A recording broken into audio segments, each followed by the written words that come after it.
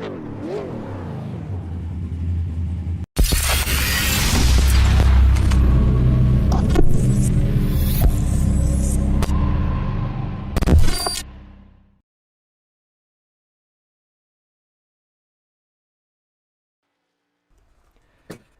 from the southeast up to the Midwest, we're in Newton, Iowa tonight, about 30 miles east of Des Moines at the fastest short track on the planet, Iowa Speedway, a 7/8 mile D-shaped oval here in the heart of Iowa. First thing that I want to go ahead and point out, get out of the way before anything, is that the graphics tonight are going to be a little bit simpler than they have in the past. My program decided that it didn't want to work about 2 hours ago, so I had to scramble to get something put together for tonight. But nevertheless, we have something, and we're still here to bring you the Racers of the Corn 150.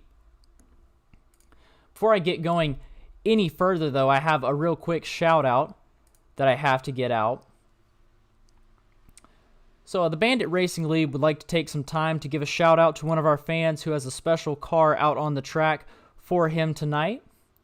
Charles Parham of Cary, North Carolina, has been in a battle with cancer for 4 years now after numerous surgeries and recovery time. His battle still continues. So we just want to say stay strong and stay positive. Our thoughts and prayers go out to you and your family, and we wish you the best and a speedy recovery. And the same for anyone affected by this horrible disease. We say stay strong, fight back, beat cancer. So Zack Hillman in the number 3 car is going to be running a special paint scheme tonight in honor of him. But right now it is qualifying here at Iowa.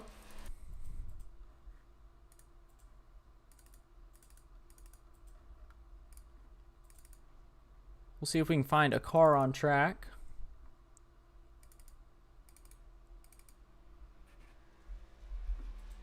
Well, just as we get set to get into things tonight, Evan, first of all, Marshall Crocker Jr., again, your other commentator, glad to be back for his second week. But, well, the only thing I can say, and qualifying time should even be a good indicator of it to start, but for this race, both the drivers on track, all of you watching at home, and even me and Evan up here in the booth, you got to take everything you saw last week and throw it immediately in the trash. It is going to be an entirely different ball game than last week. Short tracks always are. But coming into tonight, everything you understand about the drivers, the dynamics between different guys from Daytona, they might be here in some cases, but all things considered, Iowa is going to be an entirely different challenge tonight. And even from our qualifying time, seeing how much variation there is compared to Daytona, I think we're in for an entirely new beast tonight. And I, for one, can't wait to see what we have in store. Yeah, you're absolutely right, and thank you for taking over for me there for a second. That is one thing. Tonight's race is going to be a little bit less polished, not only in the graphics side of things, but also it's going to be a little bit difficult for me to be switching camera views, things like that, just because I'm working with a new program. But next week, things are going to be a whole lot different, a whole lot better, and in the long run, I believe things will be better than with the previous program that I used. And as I speak to that, we're gridding on track right now. So we can go ahead and run down our starting lineup. Starting on the pole, the quickest time of tonight. In the number 92 car was Tony Hilbrands. Second, the 04 of Brett Guzik. Then we had Nick Nickerson, Kevin Foster, Brandon Jackson, rounding out your top 5. In 6th place, Robert Mathis, Benny Hogan, Benjamin Lacey, Garrett Hall, and in 10th, Jonathan Platt. Then into the 10s, we got Ron Capps in the 11th spot, starting row 6, Curtis Yancey to his outside. Lane Brown starting off row 7 with Zack Hillman to his outside. In the 15th position is Michael Ramos with Brandon Trogdon to his outside in 16th. Then David Leakey and Paul Wilson in 17th and 18th, respectively. And Eddie Hagee and Trey Ellis round out the 10s. We have Jason Greenwell in 21st. Dustin Franklin, 22nd. Followed by Cody Welch, Jared Grzecki. I believe that's how you pronounce that. Sorry if it's not. 25th, we have Brent Graham. 26th position, Thomas Finsler, James Healy, Cale Zook, Ryan Frazier, Christopher Fiara. In 30th. Then around out your field, we got Mason Flagar, I believe is how you pronounce it, in 31st. CJ Winslow in 32nd. Hunter Henry, not the NFL tight end, I'd imagine, in 33rd. Victor Weaver there in 34th. Mac Nelson in 35th. Matt Crockett there in 36th. Kim Janer there in 37th, with Alan Castle to his outside in 38th. Ricky Hart Jr., a very notable name, second fastest in practice, former series champion. He's all the way down in 39th. He'll have a big way to go all the way through the field tonight, but he's got a long race to do so. Then Bryce Buffmack to his outside in 40th. The last driver to run a time is Bill Harkins, our very own series coordinator, in 41st. And after that, Terry Condis, Peter Murphy, and Joey Zaremba did not run times in qualifying, but they round out tonight's grid. These cars are moving now. There's a look at number 8, Kevin Foster, the Atso's Dream Mustang. He's going to be one driver that we want to keep an eye on tonight for sure. Definitely a good driver at saving tires, and that's what it's really going to take tonight here at Iowa. You can go about 50, 60 laps on fuel, something like that, maybe even up into the 70s on a fuel run, but it's really the tires that you're going to want to take care of tonight. After about 10, 15 laps, you're going to be running out of tires, and these drivers only have 2 extra sets other than what they start on. Right, and I'll even open up to the fans at home. That tire wear is one of the things I've always been worst at, especially on the short track ovals. So it's an entirely different mindset and skill set to have from any other racetrack, and it's one thing that you got to keep in mind. Just like how at Daytona qualifying didn't tell the whole story. Well, just because you run great running the bottom line for one lap here at Iowa to run the pole lap doesn't mean you'll have those skills over the course of the long run. And even by lap 10. You'll start to see that fall off starting. And over the course of an 150 lap race where you only get 2 sets of tires, you got to find a way to conserve there and not only, keep yourself in competitive spirit to be fighting with other cars, but just keep yourself off the outside wall. That's enough of a challenge in its own right here at Iowa. You're looking at the 92 car, your fastest qualifier of the night, with Brett Guzik on his outside, Nick Nickerson directly behind him. And as you can see, the lights are out on the pace car. That means we're getting ready to go green here as the pace car takes the deep, quick dive down onto pit road. And the 92 car is off, the 04 on his outside. We are green here at the Racers of the Corn 150 at Iowa. Car spread out heading into the turn, and Nick Nickerson, a great jump there. The 04 of Brett Guzik, who started out on the outside line, falling back just a little bit. The 99 of Brandon Jackson, a good run as well. They're on the inside of Guzik.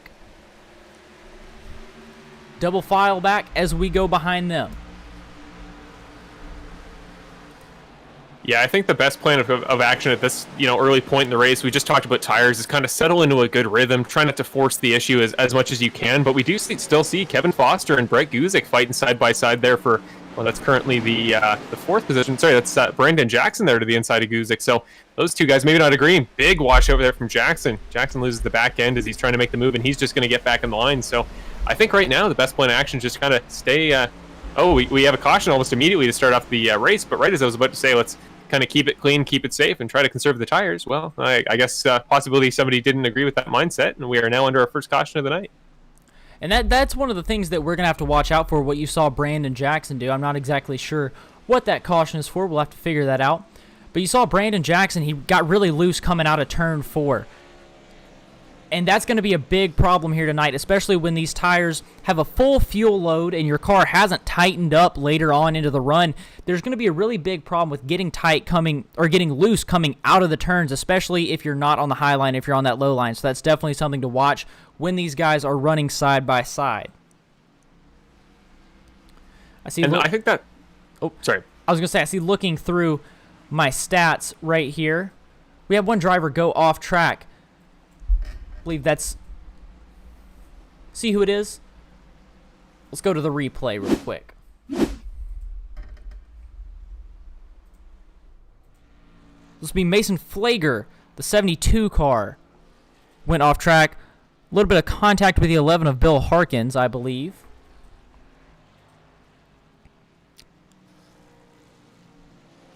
I believe that's Bill Harkins' car in front of him. I'm not exactly positive. Can't tell who that is, but a good bit of damage for whoever that is. It looks like the 72, though, thankfully got out of it clean. Should be the 82 car. Good bit of damage for the 82 car.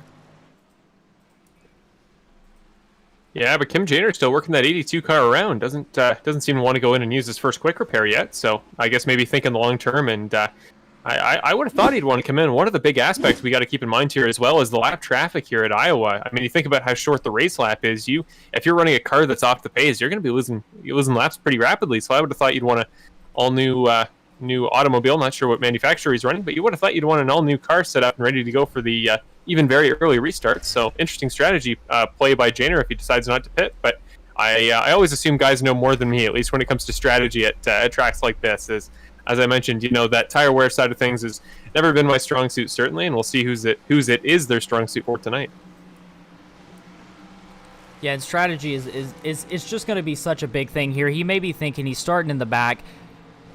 The car may be running fine now. He's just anticipating that there may be more accidents throughout this race. If we already have a caution this early, who knows when we could have another one. Maybe he wants to save that fast repair for some point in time when we do. Right, and some guys just want to survive, and if you think your best play is to save those for later in the race, hope you can win a battle of attrition, have a couple guys leave the session before you. That way you can make your way through the positions, even if you are losing laps. If you don't think you're going to fight for the win, sometimes it's just better to take that long play. So if that's the strategy, I mean, it's all power to them. It's something that, some guys just understand their abilities at some tracks and some don't. But, maybe we'll be surprised. Maybe Kim will be a competitor in the long run. He'll stay on the lead lap and fight for the lead with some of these guys up front. You never know. Yeah, maybe. So there's definitely plenty of time to do it here, only on now lap 7 of 150. Definitely a very long race and a lot of time for any of these drivers to make a move up towards the front. Yeah, absolutely. But I think I would imagine that we won't be seeing some of those crazy highlight moves until later in the race. I know that the top guys that are up front there. You talk about Nick Nickerson, who series veteran, finished runner-up in last week's race at Daytona, had a great season last year.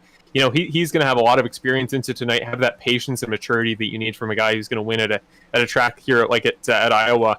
I think that's kind of the mindset you have to have of just let whatever happens happen. Try to stay on the lead lap as best you can if you want to fight for the win. But you don't need to make the big inside moves. Don't need to try to risk losing the back end just to get one spot in the order, especially not if you can stay in the draft for a little bit and try to just copy the line of the guy in front of you.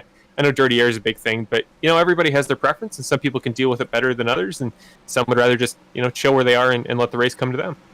And I feel like I'm definitely going to say this a lot throughout the broadcast, but yet again, you really just have to be thinking about tires, and that's a lot of it. That's a thing that's really hard to do for some drivers. I know when I get on the track, I want to think about racing. I want to get myself up front, but really the good driver and the one that is going to survive here tonight is the one that just lays back, drives the calm, smooth laps, doesn't get on their gas too quickly, and they're probably going to fall back. The guy that you see winning tonight, he's probably not going to be up front most of the race. He's going to be falling back early and keeping his tires for later in the race.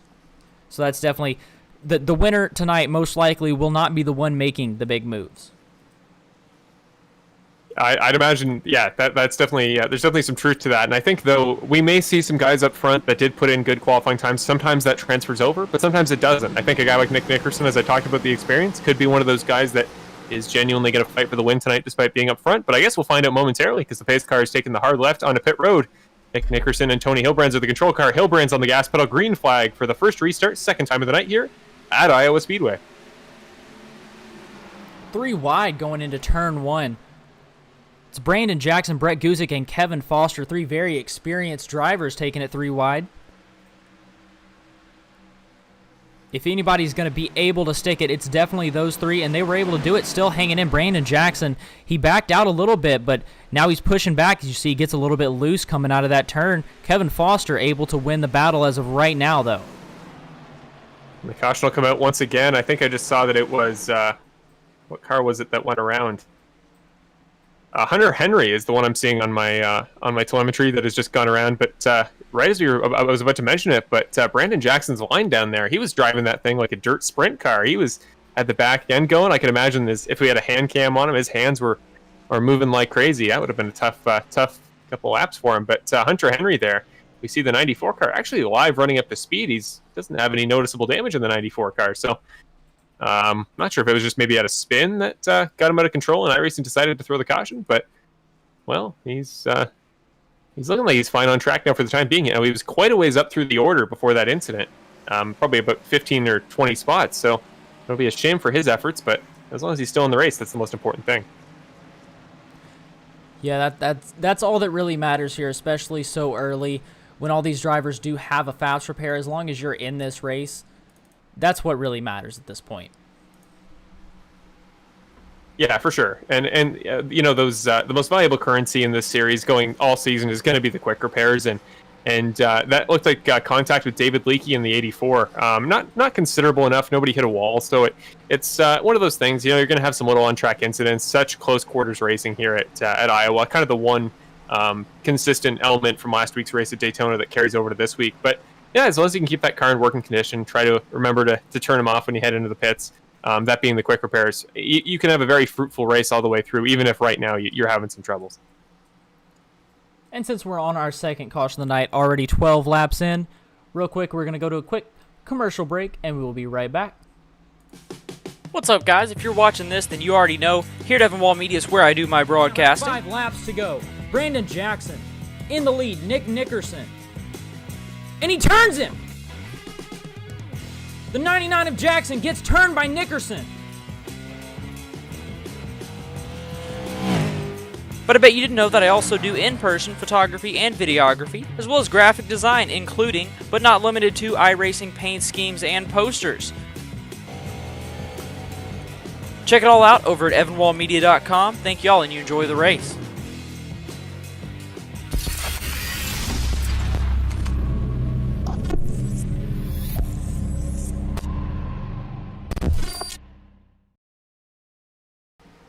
And just like that, back to action. Here we are again. When I said quick commercial break, I meant it. Lights still on the pace car as we head down the back stretch. Well, just while we have a moment before those lights in the pace car do head off, and we got to head back to the action, just to talk about Iowa for a little bit as a track. It's a venue that runs both IndyCar and Xfinity Series racing, so certainly familiar to a lot of disciplines. It's a very different style of racing in both series. One thing that stands out to me compared to a lot of short tracks, especially on the NASCAR calendar, relatively little banking for an oval of its size. I mean, it has the traditional kind of almost cookie cutter oval shape. You got that traditional infield area there in the tri-oval. But overall, the track isn't banked very heavily, hence why it's such a tire burner. But compared to a track that is, well, Bristol is the shortest track, and well, at least it may be a little bit longer than Martinsville, but the way it's commonly perceived, it feels like the shortest, most bull-like track on the calendar. But even that is just barely shorter than this. Yet Iowa's such a tire burner, so really you spend so little time on the gas pedal throughout the lap, and more so trying to coast and conserve. So it's as Evan mentioned shortly, it was a short time ago. It's a very technical track, a track that rewards patience and like I mentioned, maturity as a driver. So it's one that'll kind of test some skills you don't see at a lot of other tracks throughout the year. One of the things that I want to mention, the number 2 of Nick Nickerson, it's almost crazy to think about. Here he is sitting in second place right now. He was one of our top runners at Daytona. When we get to our road course, I can guarantee he's going to be one of our top runners. It's just amazing to see the drivers that can do it all as we are back green. Here again, the 92 of Tony Hillbrands with the big jump. Nick Nickerson in second, and Kevin Foster battling for that position. Yeah, you just said Nick Nickerson can do it all, but I hope one of those things he can do is defend, because he'll have Kevin Foster right on his back bumper coming into turn 3 this time, and actually he lagged off quite a ways. He's going to throw it in a little bit to the inside comparatively to the 2, but actually a pretty good run there off corner 2 for Nick Nickerson, so maybe there was a method to his plan there on the first corner, but for the time being, we're just seeing kind of a parade-style single-file line forming up. Only one car I can see a little ways back trying to break that trend. Everybody's staying fairly clean. So we're looking at the 51 right now of Curtis Yancey. He was on the inside there for a little bit, but he was able to make the pass, ending up now in P7. See the 7 car down to the inside of 29 of Robert Mathis. That 7 is Benjamin Lacey looking to make the pass there, and then the 3 car of Zack Hillman looking to follow him.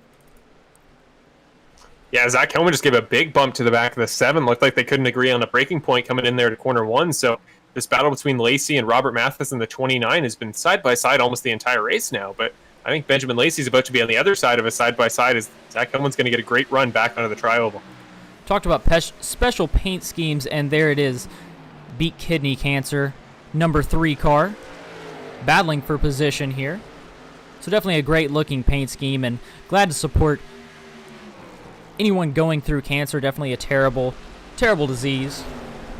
And our thoughts and prayers go out to anyone who is affected personally or their family members are affected personally by it. Absolutely, it's a cause that affects so many people, especially close to my heart with some personal family past. But he is doing that livery proud. Look at the work Zack Hillman's doing on the inside there of Benjamin Lacey. He is putting that number 3 car wherever he wants to. And I mean, of course, you have to think about long term. What are the implications of that with tires? But for the time being, he is doing an incredible job trying to get that car up to the 8th place spot. And able to make the pass there. Is the 28 car of Ron Capps, professional drag racer. But showing what he can do on an oval here.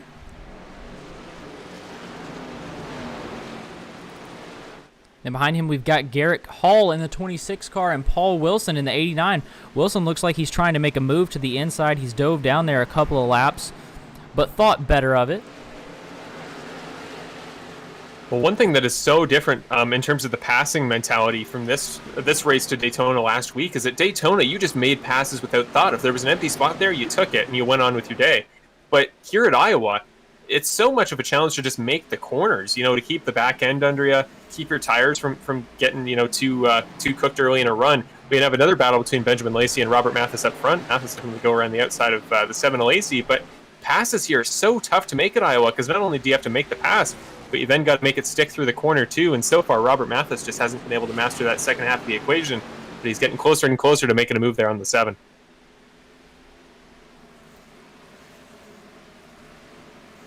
He's definitely thinking about it. As we zoom back out a little bit, you're seeing that we've started to develop a more single file line here. Drivers are kind of staying together a bit more. Is the 49 looking to the inside of Paul Wilson, 49 car of Lane Brown.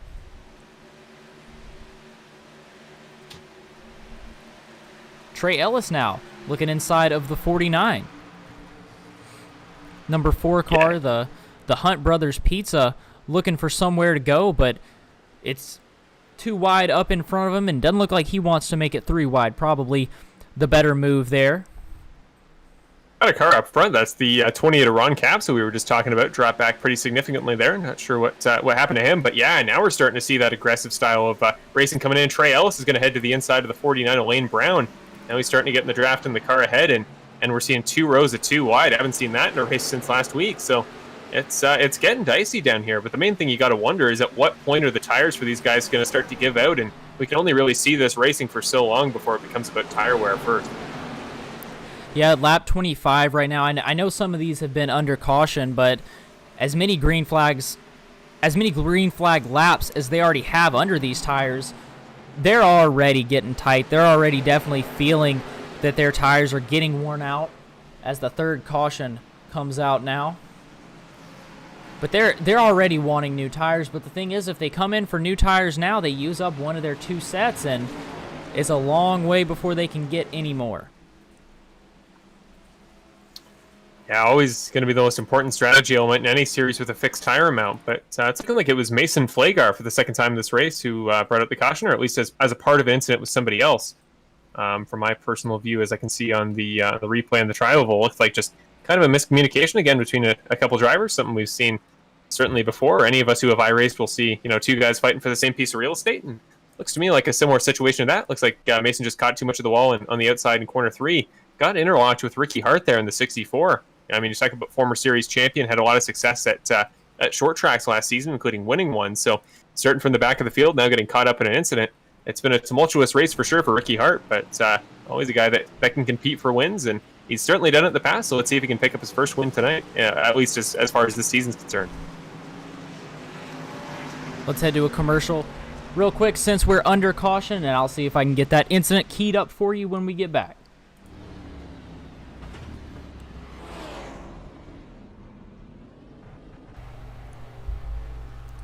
Are you looking for a clean, fun, and competitive iRacing league? Well, look no further than Bandit Racing League. This season features the Class B Xfinity Series cars in the Geezer Authentics Xfinity Series. Broadcast live every Wednesday by Evanwall Media, the season features a 10-race regular season schedule, followed by 10 more playoff races and an all-star race. So if you need something to do on Wednesday nights, then check us out at banditracingleague.com and send us a message if you're interested in joining. We accept racers with a D license or above, and it's free to join, so don't miss out.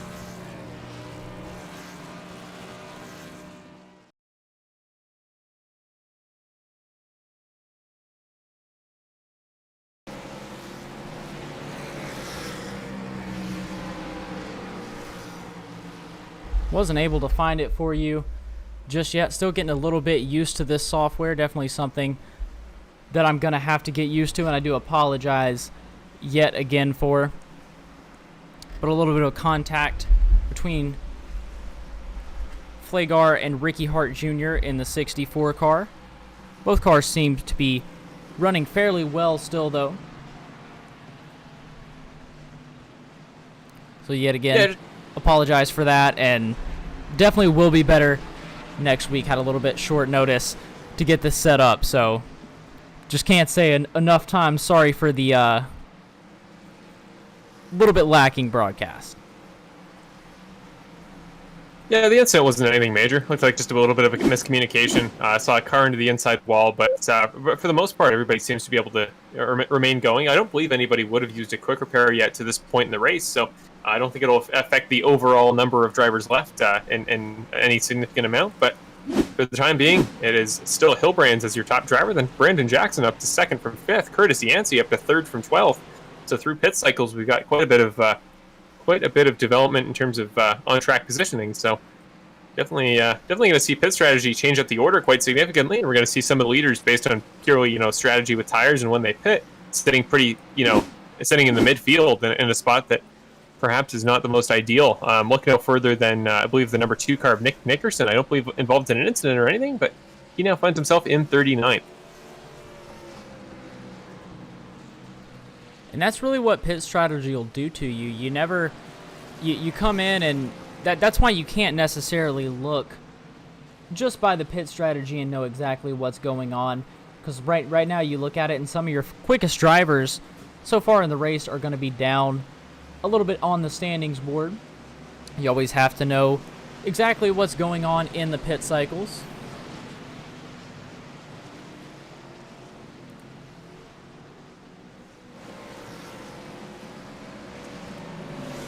Well, we are now a lap removed from the, I believe, second restart of the night, third start overall. The pace car is getting all ready to go here, and, well, it's now Brandon Jackson, the car on the outside there. You saw Nick Nickerson last time by.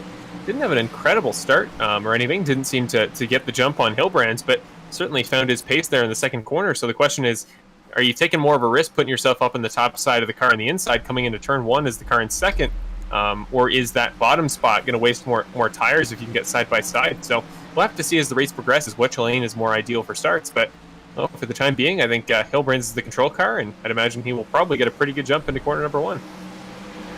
Yeah, we'll see if the 99 car can keep it on top and fight that 92 car down. If he can stay up there on top, he has a good chance of at least making the 92 use up his tires as the pace car is off, and he's not going to be able to do it. The 92 with a huge jump, 99 behind him, and the 51 car of Curtis Yancey looking to the inside of Jackson, looking to take away the P2 spot. Yeah, well, he made it for a moment, but the crossover there, in effect by Jackson, going to go immediately back to a caution there. Didn't last too long under green. This is just the attrition part of the race we talk about, but well, I think the move will count there. I believe Curtis Yancey will be registered as the number 2 car going forward, but Christopher Ferreira, I'm seeing, in the... Let's check what number his entry is. That's the number 13 entry, is who I'm seeing on my telemetry has gone around, and some significant damage to the back of the 13 car.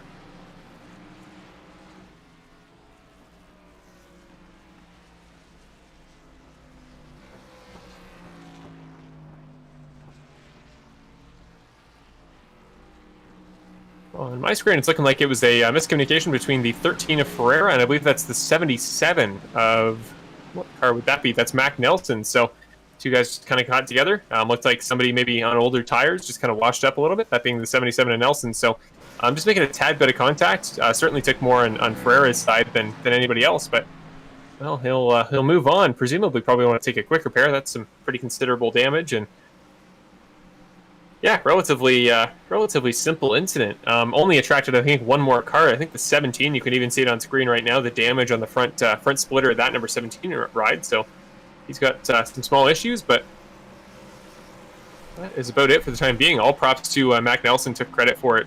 Very sportsmanlike in the on the driver's side of things. So I think it was just kind of a racing incident, but always good to see guys, standing up for if they think they're wrong, and always a respectable thing to do. But again, I think that was relatively an impartial side of the thing. Two guys just fought for the same piece of real estate, and you can never fault somebody for having old tires that can't keep their way through the corner.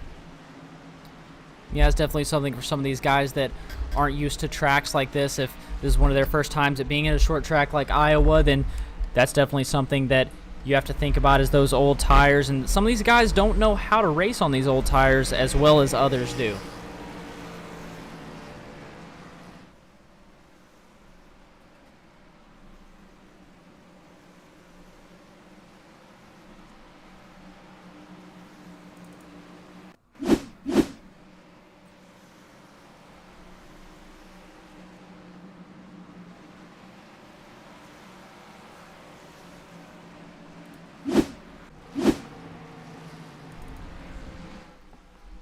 So Tony Hilbrand's in the 92 car still out front.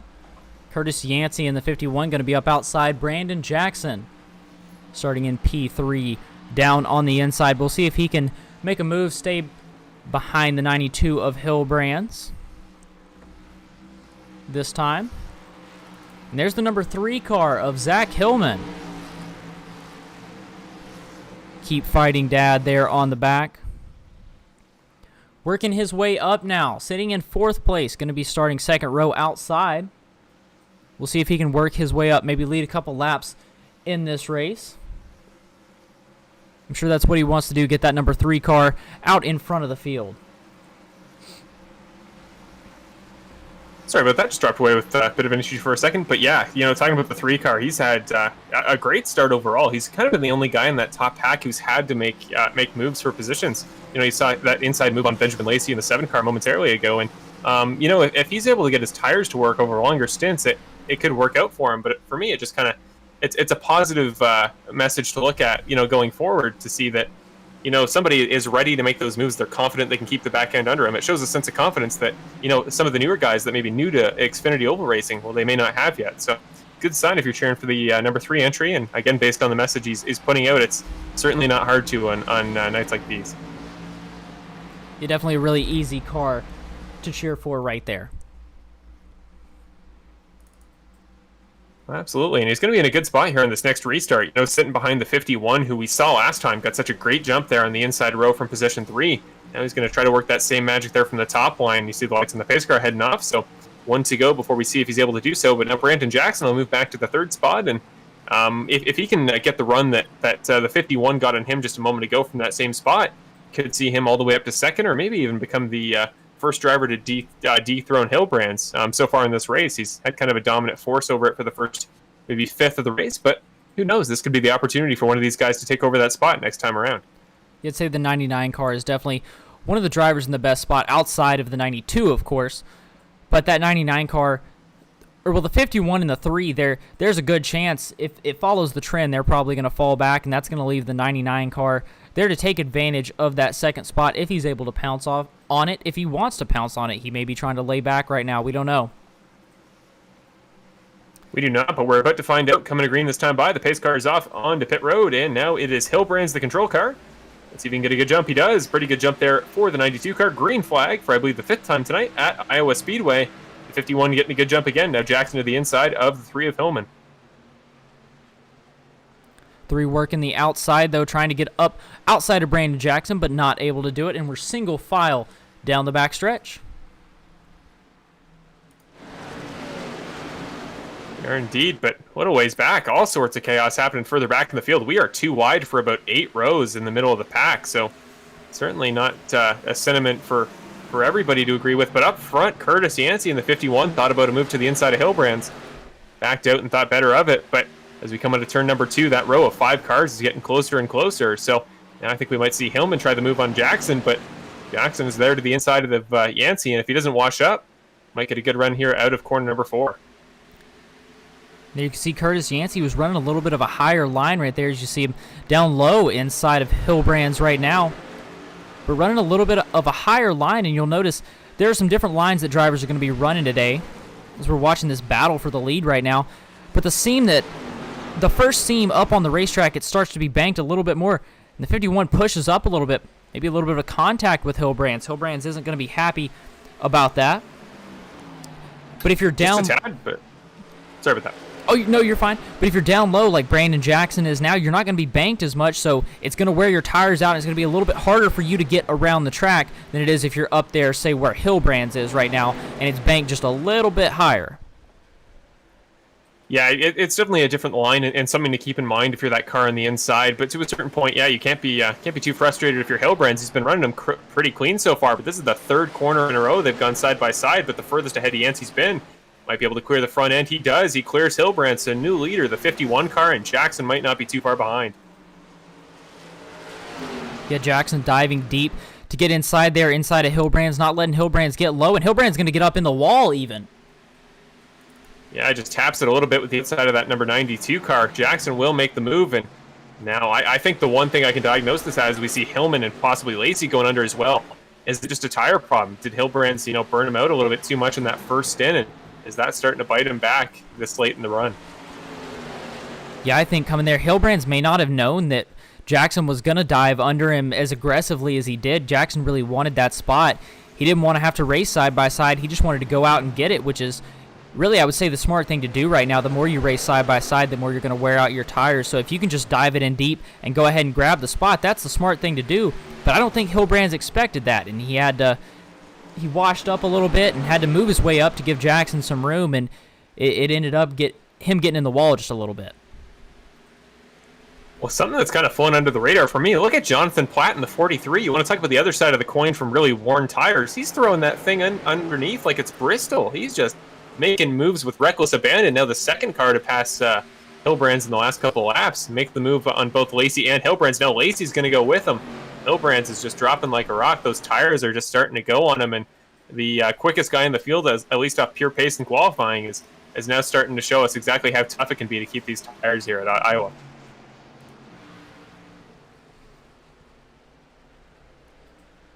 Further a little ways, I just talked about Jonathan Platt making some progress. Now he's right up behind the number 3 at Hillman. He's just throwing it in there on the bottom, presumably one of the guys that came in to pit for new tires a moment ago, so it's going to probably bite him at the end of the race when he's got to run some really long stints on tires. But in the short term, he's about to put himself from, I believe, 7th or 8th on the restart all the way up to the podium spots in only a couple laps.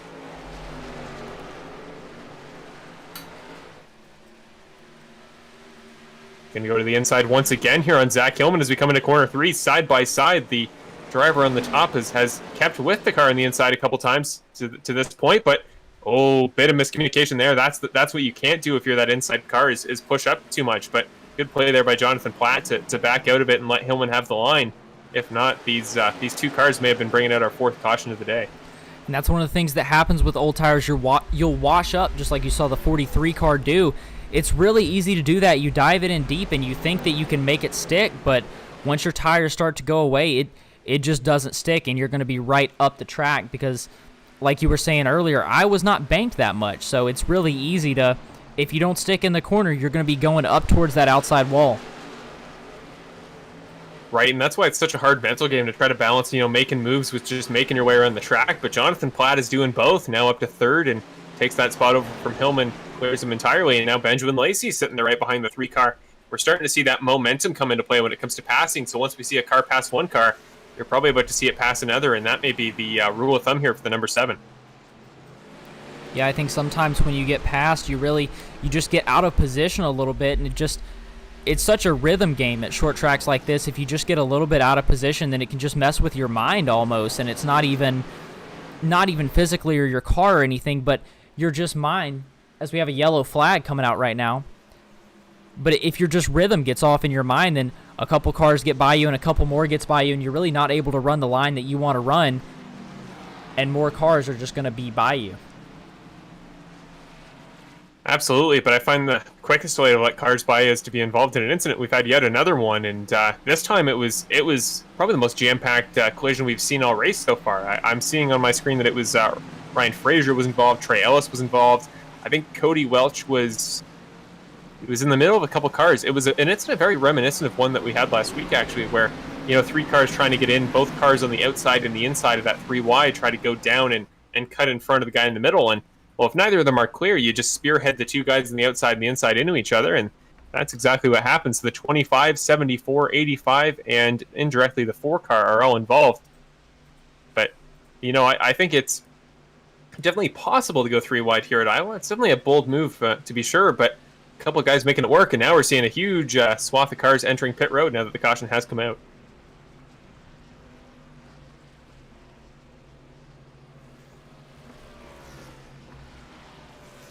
Real quick report on the drivers in pit road when we come back. Be right back after this quick commercial break. What's up, guys? If you're watching this, then you already know. Here at Evanwald Media is where I do my broadcasting. 5 laps to go. Brandon Jackson in the lead. Nick Nickerson. And he turns him. The 99 of Jackson gets turned by Nickerson.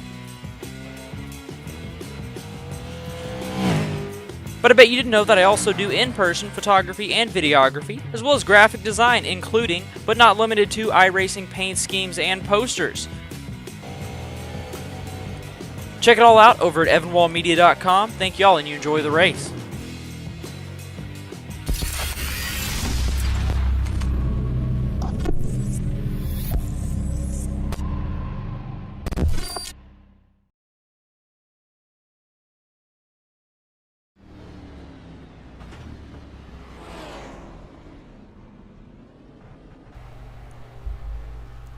Are you looking for a clean, fun, and competitive iRacing league? Well, look no further than Bandit Racing League. This season features the Class B Xfinity Series cars in the Geezer Authentics Xfinity Series. Broadcast live every Wednesday by Evanwald Media, the season features a 10-race regular season schedule, followed by 10 more playoff races and an all-star race. So if you need something to do on Wednesday nights, then check us out at banditracingleague.com and send us a message if you're interested in joining. We accept racers with a D license or above, and it's free to join, so don't miss out.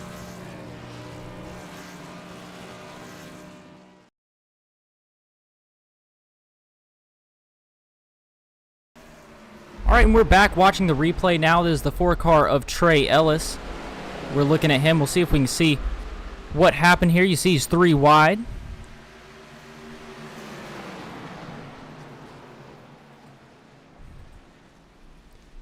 Yeah, like I was saying, just another one of those little miscommunications with 3 wides, where both guys, top and bottom, think that they're clear of the car on the inside, and both try to take over that piece of real estate, and it can just get to such tight margins here. When you get, quarter panel to corner panel with another driver here at Iowa, as you're often going to, so constantly surrounded by other cars, sometimes your spotter just doesn't quite update you quick enough that, well, even if it says you're clear of a car, that's not always the case if it's such a close margin. So I'd imagine something like that is probably what happened right there, as they were so close to being clear, and it didn't look like the car really shifted in the line by accident. It was just a slight miscommunication on somebody's part, but in incidents with that many cars, it can be tough to tell who.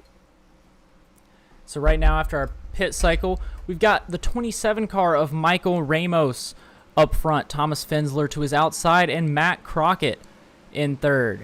Brett Guzik in 4th, Brandon Jackson in 5th, Nick Nickerson down in 6th, followed by Curtis Yancey, Zack Hillman, Robert Mathis, and Jonathan Platt in 10th.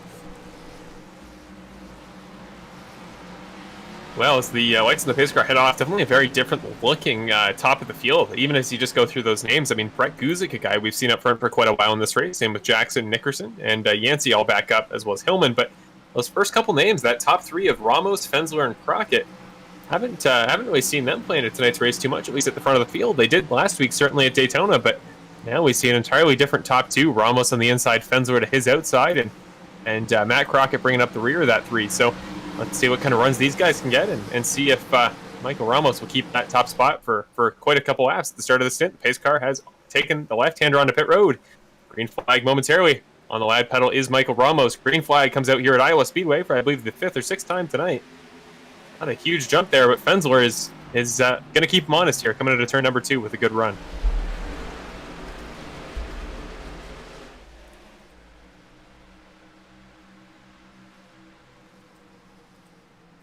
Wow, all sorts of action further back. Another 3 wide. Jackson's going to head to the inside of Hillman with the number 10 on his inside.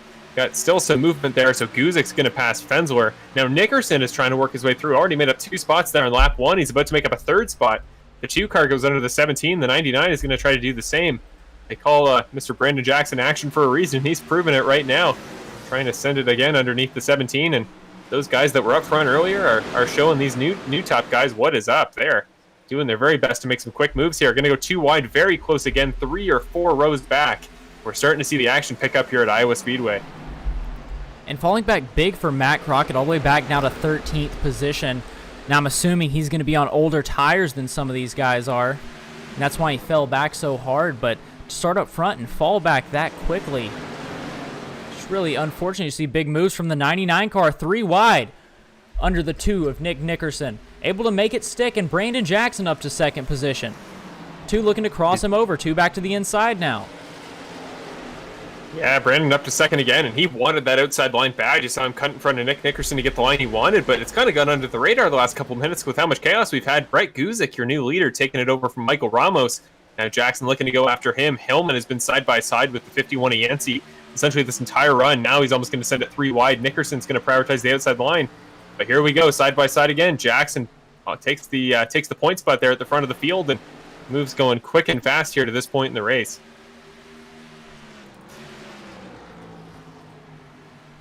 Oh, but Guzik's not content with 2nd. He's going to throw it underneath that front again as well. Jackson holds him off, but further back in the field, you see that's Hillman to the inside of Nick Nickerson.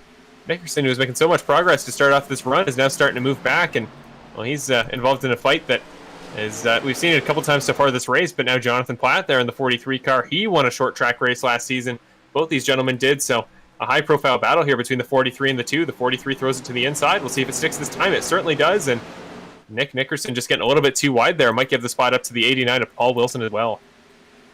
See, Tony Hilbrand's now trying to make a move on the 29 of Robert Mathis, I'm sorry. Down to the inside. 7 car of Benjamin Lacey behind him as well. Yeah, Benjamin Lacey is a guy that we've seen up front in basically any race that we've run this season. Both races, he's just been great at staying there at the front of the field. He's trying to make his way back up there, but Tony Hilbrand's, of course, your pole sitter. We saw his tires start to burn off there, but I think on the pit cycle he took a new set, so maybe we'll see that flat-out pace he had in qualifying transition his way over to making a couple of moves here to try to dethrone Mr. Brandon Jackson as the top spot tonight. Brandon Jackson now setting a blistering pace with a fairly large gap back behind him before you can get to Curtis Yancey. Yeah, he is just starting to take off, and well, he's the pole sitter last week at Daytona, not so much this week at Iowa, but he's bringing that same pace over. I guess he did qualify 5th, and talk about the 2 guys behind him. Neither of whom qualified in the top 10, so Curtis Yancey and Zack Hillman. Big thing we talked about is that long-term pace and ability to conserve tires, and it appears they have it, but now Jonathan Platt's going to send it underneath Hillman. He may think about a move, but again, further back in the pack, now Hilbrand's battling Nickerson. Nickerson's moving backwards, Hilbrand's is moving forwards. All sorts of momentum shifts happening in this stint here at Iowa. Big moves for the 44 of Cale Zook. The first time we've talked about him throwing it down there into the turn under the 7 car of Benjamin Lacey and making the move stick. Now looking to go inside of the 2 of Nick Nickerson. Soon will be challenging the 92 of Hilbrand's. Yeah, Nick is, I think, if anything, I had to guess it's a tactical move. He's just trying to conserve the tires a little ways into the stint, but he has fallen like a rock in a lake. He is just going back and letting cars by underneath. He's not really even trying to defend these passes, which was what makes me think it's intentional to an extent. But he was a guy that made his tires last a long time on the first stint, and he was kind of all, gung-ho going forward that first one, so maybe he thinks he can push it even longer if he lets some cars by as he's been doing. Now being passed by the 98 of Brent Graham, one of the only non-U.S. drivers, a Canadian in the 98 car. It's now the 92 of Hilbrand's back with Nickerson. Just saw it passed up front very quickly as, he may have temporarily. Curtis Yancey and Jonathan Platt are now battling it out for that second spot, the 43 Richard Petty tribute livery as of sorts, although I guess they run it really every year in some capacity, but he was doing his very best to get underneath Yancey. Yancey was able to hold it off. Maybe Platt just deciding that it isn't worth it to burn the tires out right now, and he just kind of settles into that straight line of 4 cars trying to chase down Jackson. There you see the 51 sliding up a little bit, as did the 99, 43. Still attacking that bottom line. Trying to make something happen, trying to run laps just a little bit faster. Make some moves as the 6th caution of the night is going to be out. I believe it's going to come out from Mac Nelson there, trying to tell what number the 77 car is the car in question. So Mac Nelson getting involved. I think the 2nd wreck of the night. We saw him a moment ago in some capacity involved in that wreck that brought out the last caution. Let's try to go back and give you at least a primary review of what happened. Looked like just kind of got hooked a little bit by the 39 car I'm seeing, James Healy. So again, it's kind of just 2 cars. Miscommunication, thought they were clear. It's again very close margins here with the quarter panels. So 77 getting hooked. The 39 car doesn't appear to take any damage. Very close dodge if we see it on replay from the 74. Ryan Fraser, great move to avoid the incident. But as you just mentioned, Evan, that'll bring out our 6th caution of the race. See a couple of the drivers heading down pit road now.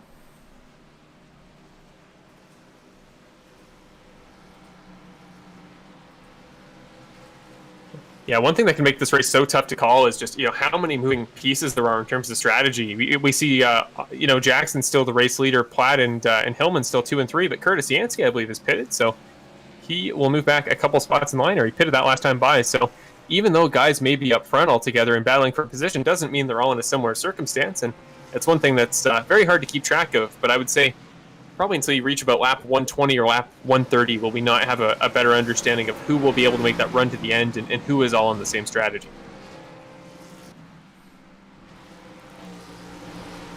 So one thing that we can go ahead and look at is our pit stop laps. So Brandon Jackson pitted on lap 51, as did Platt, Hillman, and Mathis. In 5th place, Zook has not pitted yet. Lacey pitted on lap 51, so did Hillbrands in 8th. And the 7th position car of Graham has also not pitted. So Zook and Graham have not pitted. Everyone else in your top 8 has pitted on lap 51. Well, it's interesting because in any other race, if you heard that 2 cars up at the front of the pack haven't pitted yet, you'd be like, well, that's a disadvantage because they need to get fuel.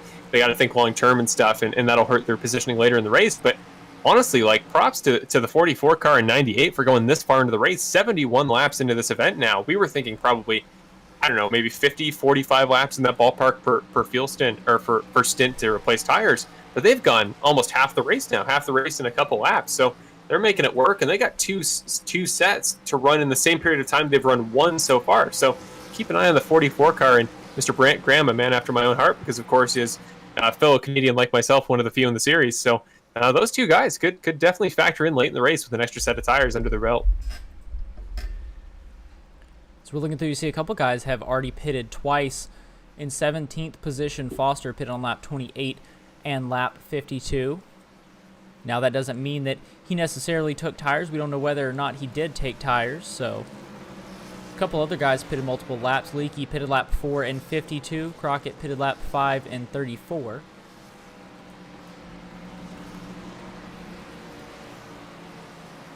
Yeah, that does actually give us one inference we can make, though, in that you can probably run this race, or I can actually guarantee you can, on a one-stopper. If these guys, like you talk about Zook and Graham, even though they haven't pitted since the start, they are not pitting this time by. They think they can keep going on fuel. So if they're content with their tires and they're content with their fuel, that makes me think, well, you can. I understand we've had quite a few cautions, but well, chances are the guys that pit any time after this, really, it'll be the last time of the night. That is mandatory, of course, aside from tires, which will make the end of the race very interesting. Tire-only pit stops are always where things get chaotic here in these short track races. Yeah, they definitely can only pit one more time, but who knows if they'll want to. There may be some drivers that are good enough on saving tires that they're only able to pit one more time, but I don't know. They'd have to be better at saving tires than I am, that's for sure. See the 29 of Robert Mathis all over the rear bumper of the 99 of Brandon Jackson. His lights are out on the pace car. Yeah, Robert Mathis is now going to have the very tough task of being in front of Zack Hillman, who's had such a great race to this point. He's been making moves all throughout the race. So you got to think that we can see a pretty good battle there. Robert Mathis, not a guy we talked a ton about tonight, but I know he's a series veteran, and again, that veteran presence, that veteran patient mindset is always going to be important here at Iowa. So watch for the 29 car to definitely play a role here late in the race. But for the time being, the pace car is about to take that left-hander onto pit road for, I believe, our 7th start of the night. 43 car Jonathan Platt to the inside of Action Jackson. I believe Brandon Jackson has chosen the outside line. He gets a great jump and green flag tonight here at Iowa Speedway for the 7th time tonight in the Bandit Racing League Round 2. Talk about the 43 car. I was talking about maybe having a good run there. He's been going through the field so well so far, but lost a considerable amount of ground to Brandon Jackson, but has now split up that gap between himself and Hillman a little bit. So in a pretty safe spot for the time being. But looking back through the field, talk about that kind of 8 to 12 spot. Several cars battling side by side for spots. Yeah, and there's Dustin Franklin in that 60 car right there, last week's winner. The Blue Angels paint scheme, won at Daytona. Sitting right now in 8th position.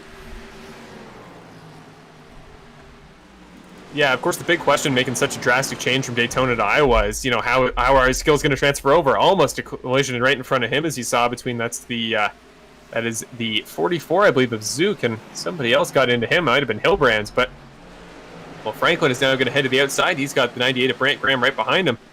Talking about a guy that, as we mentioned a moment ago, hasn't pitted for tires yet, but this might be his opportunity as we get, I believe, our 7th caution of the night coming out momentarily. Yeah, caution again. And just as a couple of these guys were 3 wide, you saw Eddie Hagge, Cody Welch, and I believe Benny Hogan were all 3 wide going down into the turn.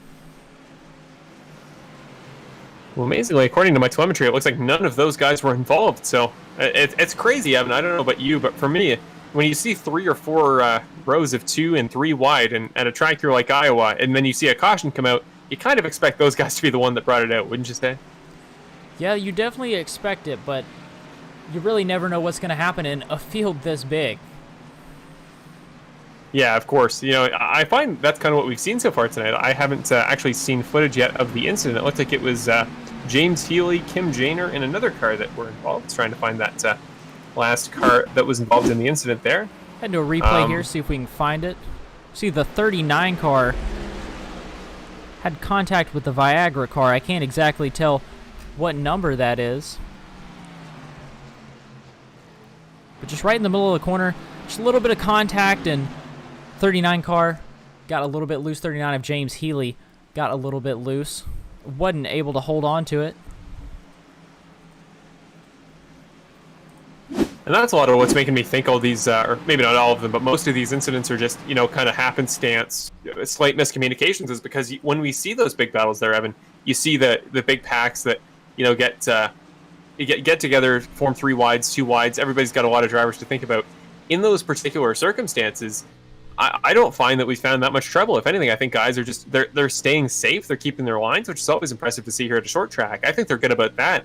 I think it's just when your spotter doesn't update you quick enough in such a chaotic style of racing as we're seeing here. Always something happening here at Iowa. I think in that environment, sometimes you're more prone to just making little individual mistakes with one other car. So it's a good sign in one front that guys know how to run together here at Iowa, and another, it means that just a lot to mentally process as a driver here at such a short track like the 7/8 of a mile here at Iowa.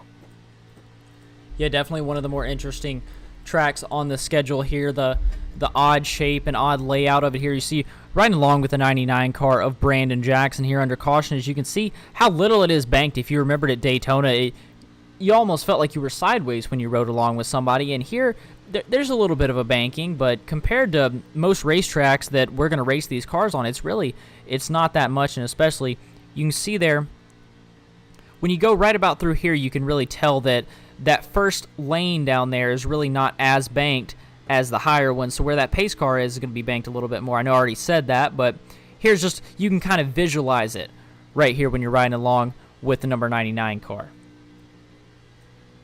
Right, I wish we had a kind of a side-by-side of this and Bristol, because Bristol, if you want an example of what banking can actually look like, that looks like you're looking at your screen wrong, and you're thinking, gosh, did I set my device right? But Bristol does just look sideways, whereas, you come to again, I refer to the two as being relatively similarly sized, and they are. You talk about maybe 0.2 of a mile, not that much of a difference, but just how drastically the banking has shrunk here compared to a track like that. And I know Martinsville is basically flat, which makes that so interesting and is absolute tire killer as well. But yeah, here at Iowa, it's kind of an awkward balance in the middle where maybe if you're a new driver, you approach the track thinking you'll have some banking to keep you off that outside wall, but you're on a couple test laps and you very quickly find out that that outside wall is your best friend and it wants to give you a hug at every opportunity. Yeah, it definitely does. You see the cars getting doubled up right now. 99 of Brandon Jackson. And outside of him, the 43 of Jonathan Platt.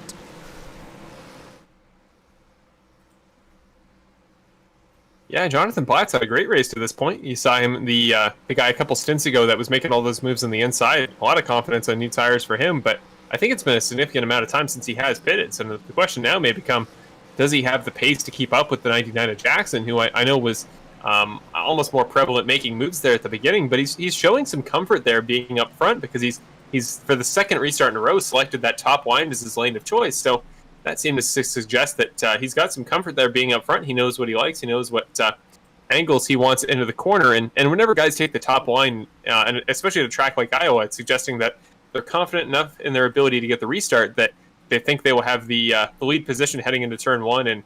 And Platt's trying to test him there, maybe trying to a show of force to say that he might not be. But it's suggesting that you'll have cleared the car to the inside by the time you reach corner one if you do elect to take that top line. As the lights are out on the pace car, we'll see if the 99 car will be able to get as much of a jump as he wants to. Pace car takes the hard left turn, and he's going to be able to do it. The 99 car with the big jump, 7 following directly behind him. The 43 of Jonathan Platt trying to stay up there as much as he can, and the big dive down into the turn for the 99 of Brandon Jackson. 3 wide in the back, though. Hilbrand's right in the middle. Robert Mathis heading to the inside and able to make the pass. Hilbrand's now on the inside of the 60 of Dustin Franklin. Yeah, Dustin Franklin trying to get his second win of the year to start off the season. He is making some big moves. He's out of the outside, did the crossover there on whatever car is in front of him. I think that's the 29 of Robert Mathis. It is indeed. So he'll head to the bottom. Think about passing for 6th here. But yeah, you just talk about the chaos forming in this mid-pack, and another caution. Didn't go very far there. I think that'll be number 8 tonight. Let's try to get a reading early on who was involved.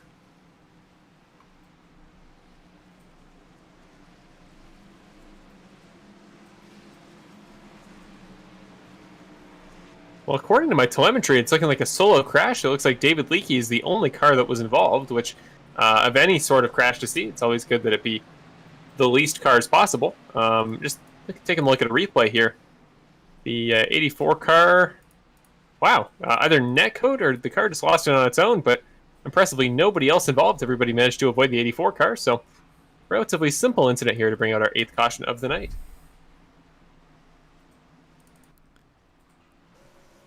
Looking at the 84 car of Leakey, you see fairly good bit of damage for Mr. Xerxes. Whoa, back up at the front of the field. Mr. Action Brandon Jackson just did such a hard swerve there to try to trick people into getting onto pit road that he almost put himself in the tire barrier. That was an intense move. But yeah, you see the 84, relatively little damage for him. He did have a pretty hard lick there off the inside exit of the pit wall, but all things considered, should be okay to continue without the need for a quick repair. But a car that is even more spotless, the 99 of Action Jackson, despite all the action he has seen so far, it hasn't really steered him wrong thus far. The car has been in pretty safe condition all race, and same with the 43 and the 7. These leaders have been pretty clean all race, and it's always impressive to see, especially at a track like Iowa with so much experience battling with lap cars. Even as you go back through the pack, I think a lot of these drivers staying fairly clean, and one that I'm really surprised is so far back. 64, a car of Ricky Hart Jr., one of the only Toyotas in the field. Of course, last year's champion, and I remember some point at last year, during his domination of the season, he mentioned that the Cup cars just happened to be his best car. He was just really good at the Cup cars, and because that's what he knew.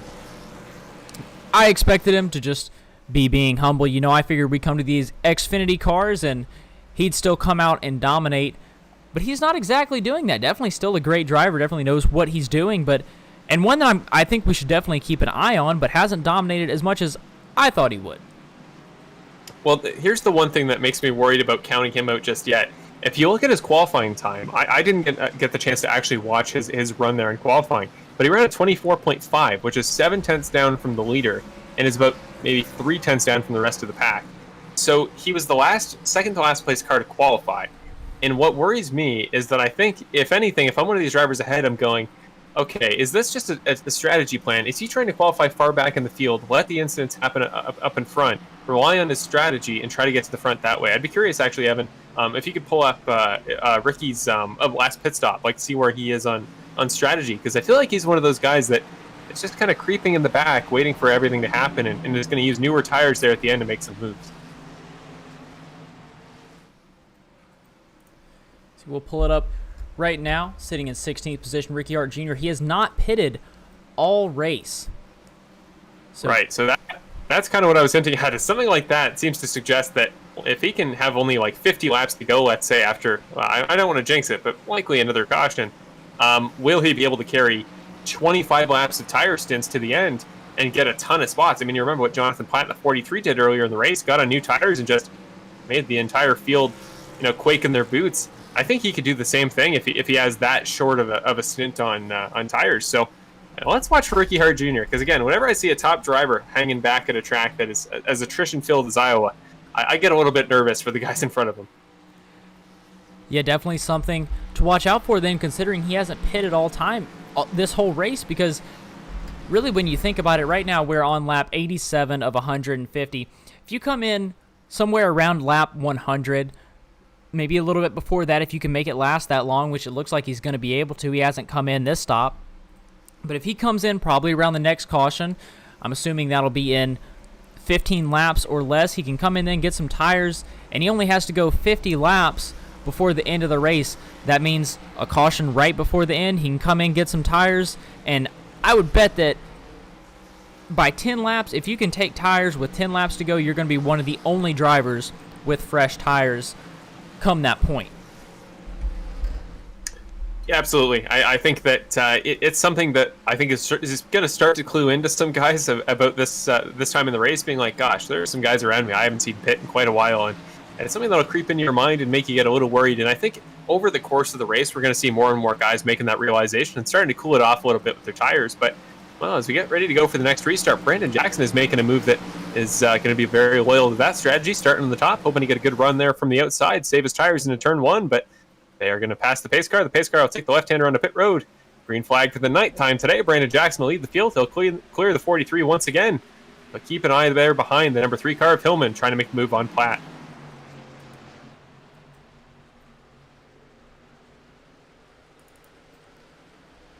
Three wide down in the back. The 92 involved in three wide yet again. Down on the inside this time, right behind him, Cody Welch. To his outside was Lane Brown. Yeah, Tony Hilbrand's the pole sitter, had a relatively quiet start to his night. Didn't really have to worry about too many cars around him, but now that he's gone to an alternative fuel strategy, he's got cars around him at all turns of the race. He just can't seem to free himself, but he's freed himself in the three wide, made a couple passes, and now Cody Welch there in the 85 as well as the 75 there. That is the car of Jarek Grodzicki. Both guys trying to make some magic happen here through the race. Going to go 2 wide, 3 wide in behind. That's the 98 flanked by the 25 and the 64. So Ricky Hart Jr.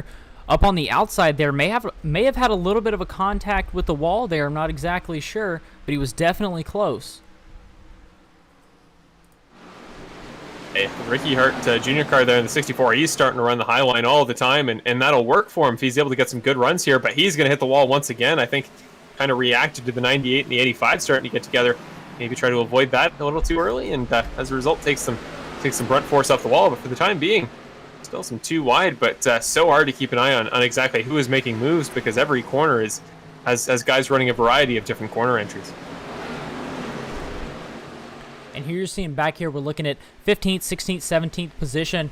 Here you're seeing Brett Guzik, Nick Nickerson, a lot of these guys that started up front. Kevin Foster in the 8 car, the 51 of Curtis Yancey. A lot of these guys that are just on a little bit different tire strategies, so they're hanging out back here in the teens of positions instead of up front, and they're hoping that when the strategies circle around, they'll end up back up front. Right, and I think it's going to work. The only risky run is, I mean, guys are starting to file out a little bit into single file. We're starting to get a little safer, but one risky run there is when you run next to that many cars on older tires or newer tires. Just that little mental disconnect between different tire types. Some guys can run better in corners, some can't. You put yourself at risk in many incidents, and the 98 got in a very tough spot there with Welch to his inside, and I think that's Lane Brown there to his outside. Brown just takes a tap off the wall, but for the time being, still no cautions. Might be the longest stint we've done in a little while, so props to these guys, maybe starting to figure out their lines and figure out how to run with cars around them this late into the race. Yeah, and that's something that as the season goes on, I expect to get better. There's a little bit of contact between Cody Welch and Ricky Hart Jr. Both drivers able to save it, though. Now the 04 of Brett Guzik maybe looking to make a move on Ricky Hart Jr. in the 64 car. But I think as the season goes on, that's something that you're really going to see these drivers get to know each other a little bit better on and off the track. You know, a lot of these drivers, they hang out before and after the race in Discord, talk a lot, you know, get to know each other. And that's one thing that on and off track, you'll get to know what a driver is like, what they race like. And that's really going to help these drivers race a lot cleaner as the season goes on. Well, absolutely. That's the hope. And the one thing I'm slowly realizing in terms of that, if indeed we haven't made that work, is Ricky Hart is kind of rolling the dice with his strategy. He's got a lot happening back there, but there's even more happening up front. Look at Jonathan Platt sending that car to the inside. Reminiscent of what he was doing earlier in the race. He'll clear just barely the 99, but Brandon Jackson is not done. He'll head to the inside, try to pick up the draft on the lap car in front. He's going to tap the 43. Platt saves it. What a save by the 43 car. Just tapped the inside of that rear quarter panel to Jackson. Got him a little bit loose, but he may have saved it. The 43 car is going to lose the spot to Benjamin Lacey there in the 7, and maybe even more. But the lap traffic car there of the 52 may come into play in terms of that move happening. And that short track racing right there, the best definition of it. Rubbin is racing. Obviously, the 99 car didn't mean to turn the 43, but just a little bit of a bump. And there he starts to go around. Luckily able to save it, though. A great driver in that 43 car. But it's going to keep him in second position with the 99 out front. Well, Brandon, I believe you said just a moment ago that we were, Evan, that we were probably going to see maybe 15 lap stint there in terms of the next time before a caution, and on the money, 15 laps exactly since the time you made that prediction. We now have our 9th caution of the night.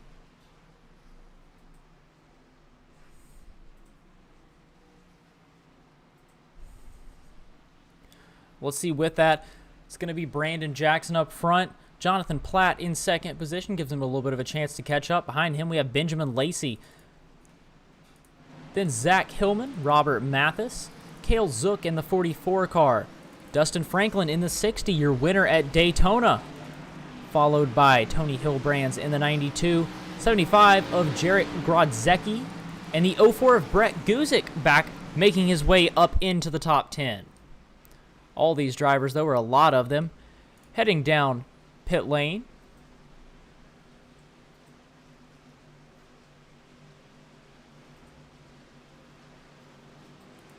Well, as we watch the drivers' strategies start to play out here as they head on a pit road, I can report that it was Eddie Hagee primarily involved in that last incident, getting a piece of the wall there after coming in contact with one of the cars in the midfield there. Couldn't tell exactly who it was based on how tight everybody was running, but besides that, I think it said that somebody else additionally got involved in some way. I think it was, what car did they say after the incident happened? I think somebody maybe caught a piece of him as he was trying to turn around there after his incident, but no significant damage to anybody. So one of those cautions that probably won't have significant effects in terms of the race order, aside from, of course, the caution that inspires all these pit stops. Seeing if we can look at the replay real quick. We're going to try and find Eddie Hagee, if we're able to.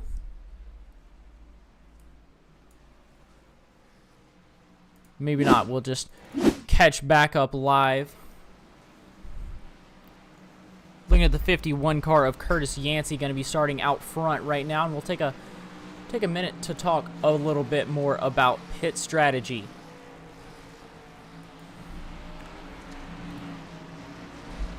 So looking at Yancey right now, Yancey pitted on lap 51 and 69. Second place of Hall pitted on 51 and 72. And you can see Castle has not pitted so far. And then 5th through 10th all pitted on lap 51, and then now here again on lap 100. So I'm going to assume most of these guys, I don't know about some of the ones that have already pitted 2 times, but I'm fairly certain that most of these guys that pitted on lap 51 and 100, I would assume that they took tires then. They'll take tires again now. That's the best way to split it up. You get 3 sets of tires going 50 laps on each one. That's the most basic way to split it up. But then there's definitely going to be some guys as we go back through here. They're going to want to split it up a little bit different. Let's see if we can find any. So, of course, 11th place Zook. He hasn't pitted at all. Neither is Franklin or Grodzecki. Neither is Graham or Ricky Hart Jr. Still hasn't come in to pit. So definitely got to be wondering where their fuel level is at right now. Ricky Hart Jr., I did see, did just pit that last time by, so not sure if it's just going to take a second update. And I don't know if he took tires, but he did, I think, at least take fuel. So a couple of these cars are going to start to have to come in. But one guy, I mean, we talked about Ricky Hart Jr.'s potential strategy there if he went this far into the race without pitting. You just mentioned his name very quickly a minute ago, but you said Alan Castle in the 16 car hadn't pitted.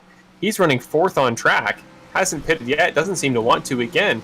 I mean, we're 47 laps away from the finish there, Evan. Like, we're not that far off from the end, and he's still trying to conserve those tires. So you got to think if we keep getting cautions at the consistency and frequency that we have been, he might have 2 perfectly fresh sets of tires in the last maybe 20 laps of the race. Alan Castle could definitely factor into the end of this thing if indeed he's able to do something with those new tires towards the end. Yeah, maybe it's just me, but I don't really understand the strategy call to not go ahead and pit right now. If it was me, I would at least go ahead and pit right now. You've still got another set of tires to use before the end of the race. I don't know. Maybe that's why I'm up here in the broadcast booth instead of on top of a pit box or in the car. Well, the only mindset I can see behind it is the lights in the pace car are up, so we'll figure out the plan momentarily. Huge damage to that car on the inside there on the restart. I think that's Garrett Hall in the 26th. Interesting to see how he'll get up to speed with that much front-end damage to the splitter. But right before we go to green, I would imagine the only reasoning would be you don't want to send the car to the back in the pit stop and into the middle of the field where we keep seeing crashes happen. Maybe it's just the safe play to get that car to the end. Who knows? But Curtis Yancey is going to take get the bonus point for leading the lap, and he's going to take the field to green this time with Garrett Hall to his inside. He'll actually take the outside lane. Pace goes on the pit road. The cars are off. Green flag for the 10th time tonight. Curtis Yancey gets a huge run there, and Garrett Hall in that damaged 26 car is going to have some defending to do. Yeah, I think that's one of the good things about a short track. You can see that 26 car come in and still compete as you. The 99 car, Brandon Jackson, take it 3 wide up the middle, and a big pass by him. Should be on fresh tires as he dives down in under the 26 car, easily into second position, and he'll be up fighting Curtis Yancey. In just seconds, you see him get a little bit loose off that corner. Axon Jackson showing off.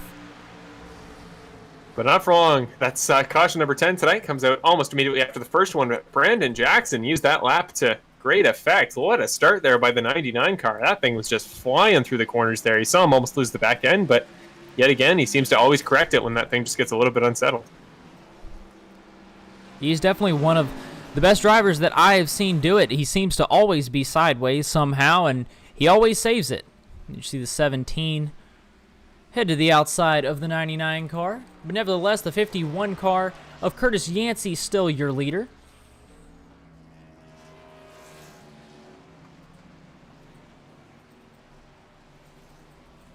Well, just looking back at what brought out that caution, I'm seeing on my screen that it was Brent Graham who went around and inspired that to come out. And he's one of those guys that we talked about, Evan, for a while, was running that alternative strategy, not pitting all the way to this point in the race. And yeah, a solo just lost the back end. So maybe this is kind of the point where, okay, you can go without tires for a while. You'll have the understeer, but it's something you can deal with.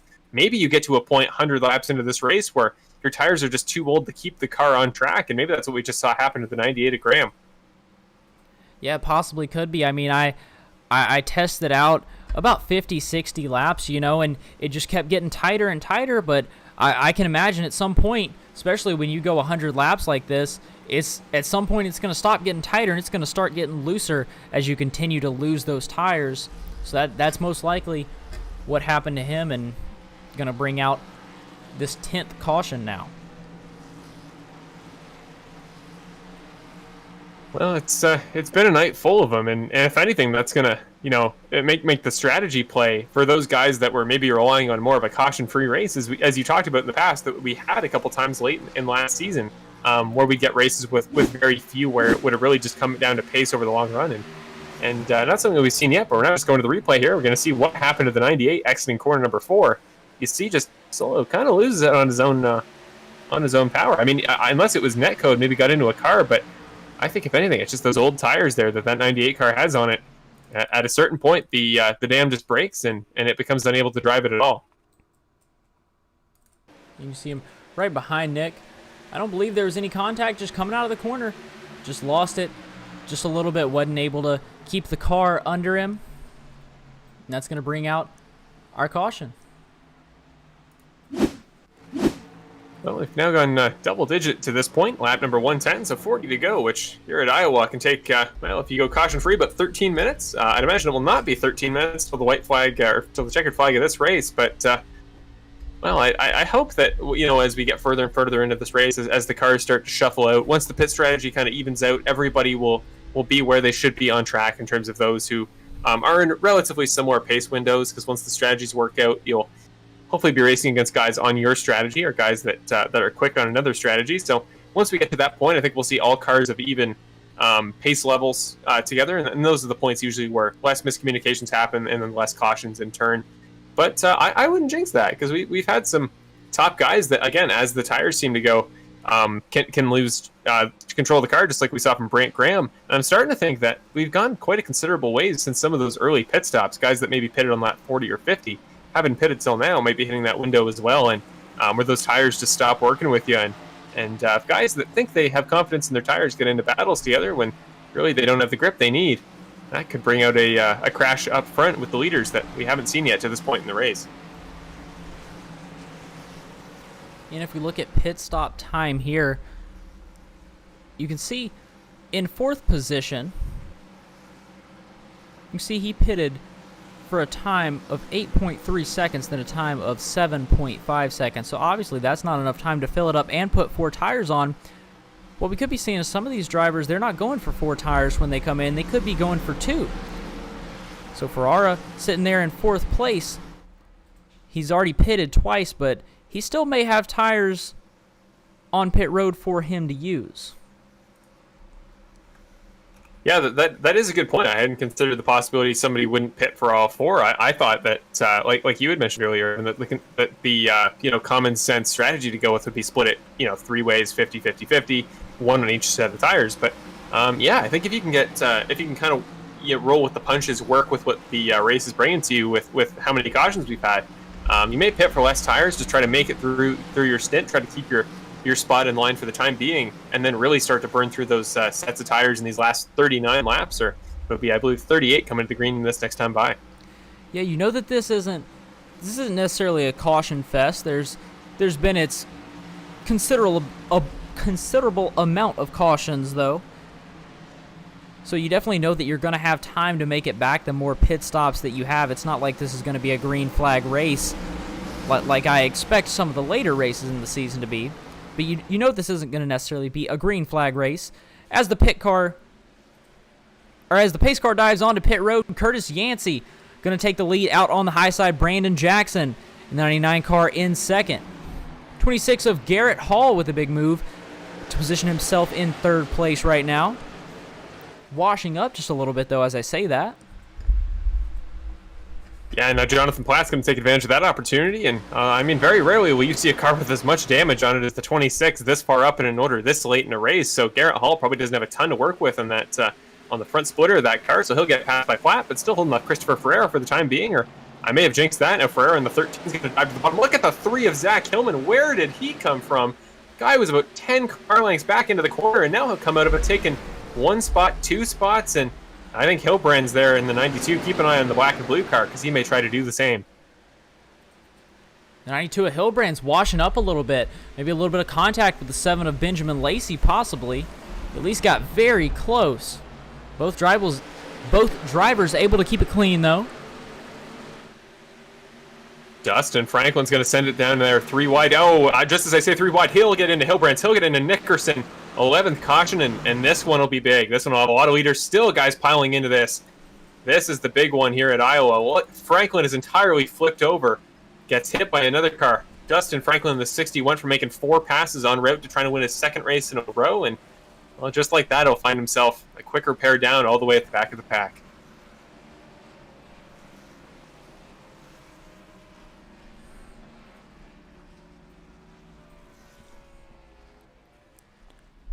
Now, real quick, we'll see if we can get an instant replay of that here for our 11th caution.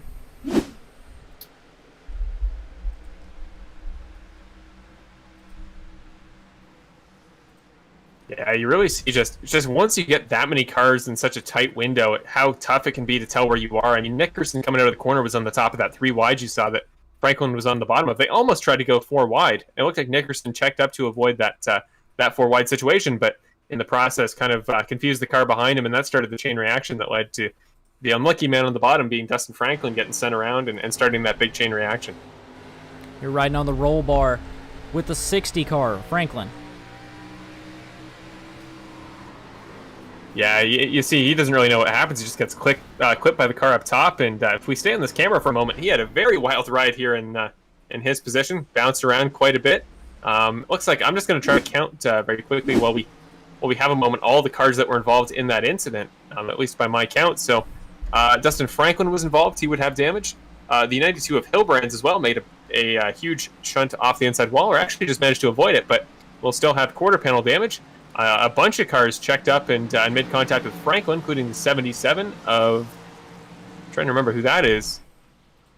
Where is the 77? Should be Mac Nelson. Nelson. 77. Yeah, Mac Nelson was involved. Bill Harkins as well. Guy we haven't talked about too much throughout the race, but he was unfortunate enough to be involved in the end of that incident, so he'll come in. He'll have to use a quick repair, I'd imagine, but for most drivers, I'd say that probably hasn't been a currency that's been used up as much as we thought, so well, he'll use that, and going towards this next restart, as long as he can make up some positions early, Bill Harkins might not be out of this race just yet. Thankfully, though, it seems like a lot of those drivers still have quick repairs available. A lot of them are ones that didn't get in damage a little bit early on, so that's at least a little bit of a good news for them. Yeah, I've been really impressed with how little people have been seemingly needing to use them. I mean, even a couple drivers that have little small pieces of damage here and there. I think I don't know if maybe it's just the texture there on the number 99 Ford. But looking behind Brandon Jackson's car, I think he's has a broken rear fender there, because there's a bit of an indent on his on the back of that 99 car. So looks like on my screen a little bit of an indent. Not sure if it's just the design of the car, but maybe some damage left over there from him from bump drafting other cars. Jonathan Platt's looks okay, but there's a couple of cars here that look a little bit worse for wear. I mean, Christopher Ferreira missing the entirety of the rear paint on that car in the 13. So there are a couple of drivers throughout the field that maybe saving those quick repairs for late. And again, I think this is all leading up towards whether it be the quick repairs or some guys not taking tires even to this point. We're going to be like, probably 28 laps to go here on this next green flag. So guys really saving their assets towards the end of this race. They're going to have a lot of resources to work with, but that just means I think we'll see probably the most chaotic racing we've seen so far this season in the last couple laps tonight at Iowa. 118 laps to go, or lap 118 out of 150. Ought to be a really good finish here tonight. As you have said, a lot of drivers on pit road, of course. See Brandon Jackson yet again electing that outside lane. It looks like he's going to. So we'll pull up our pit stop time here again. See Ricky Hart Jr. still has not pitted. Neither has Zook. Here you can see some of the other drivers that have. Jackson, Platt, and Hillman, I'm assuming have both, or all three, taken 4 tires. Assuming Lacey and Mathis have as well.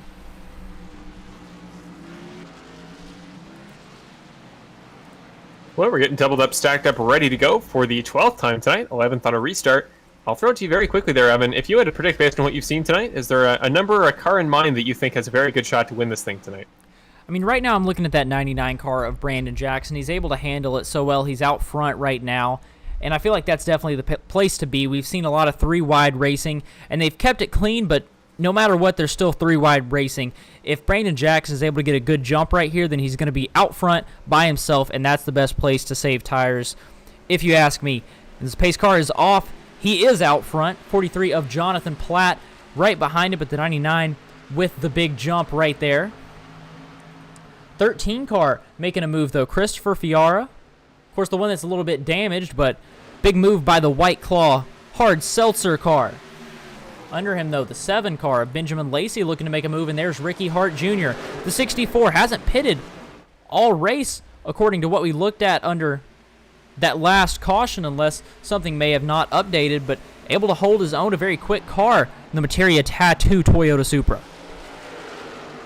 You got to think at this point the 64 car's running on the rim, but he is still making it work. Just made the move on Christopher Ferreira, probably the oldest tires I've ever seen make a pass at a short track race, but Robert Mathis, probably on newer tires, is using them to good effect. He throws it underneath Ferreira in the 13. Ferreira is moving backwards there with presumably both that damage and some older tires. So Ricky Hart Jr., I talked about it and kind of alluded to it before, but I had the feeling he'd still factor into this race, and the guy is 5th without a new set of tires this far in, gaining spots on a restart. That's just insane.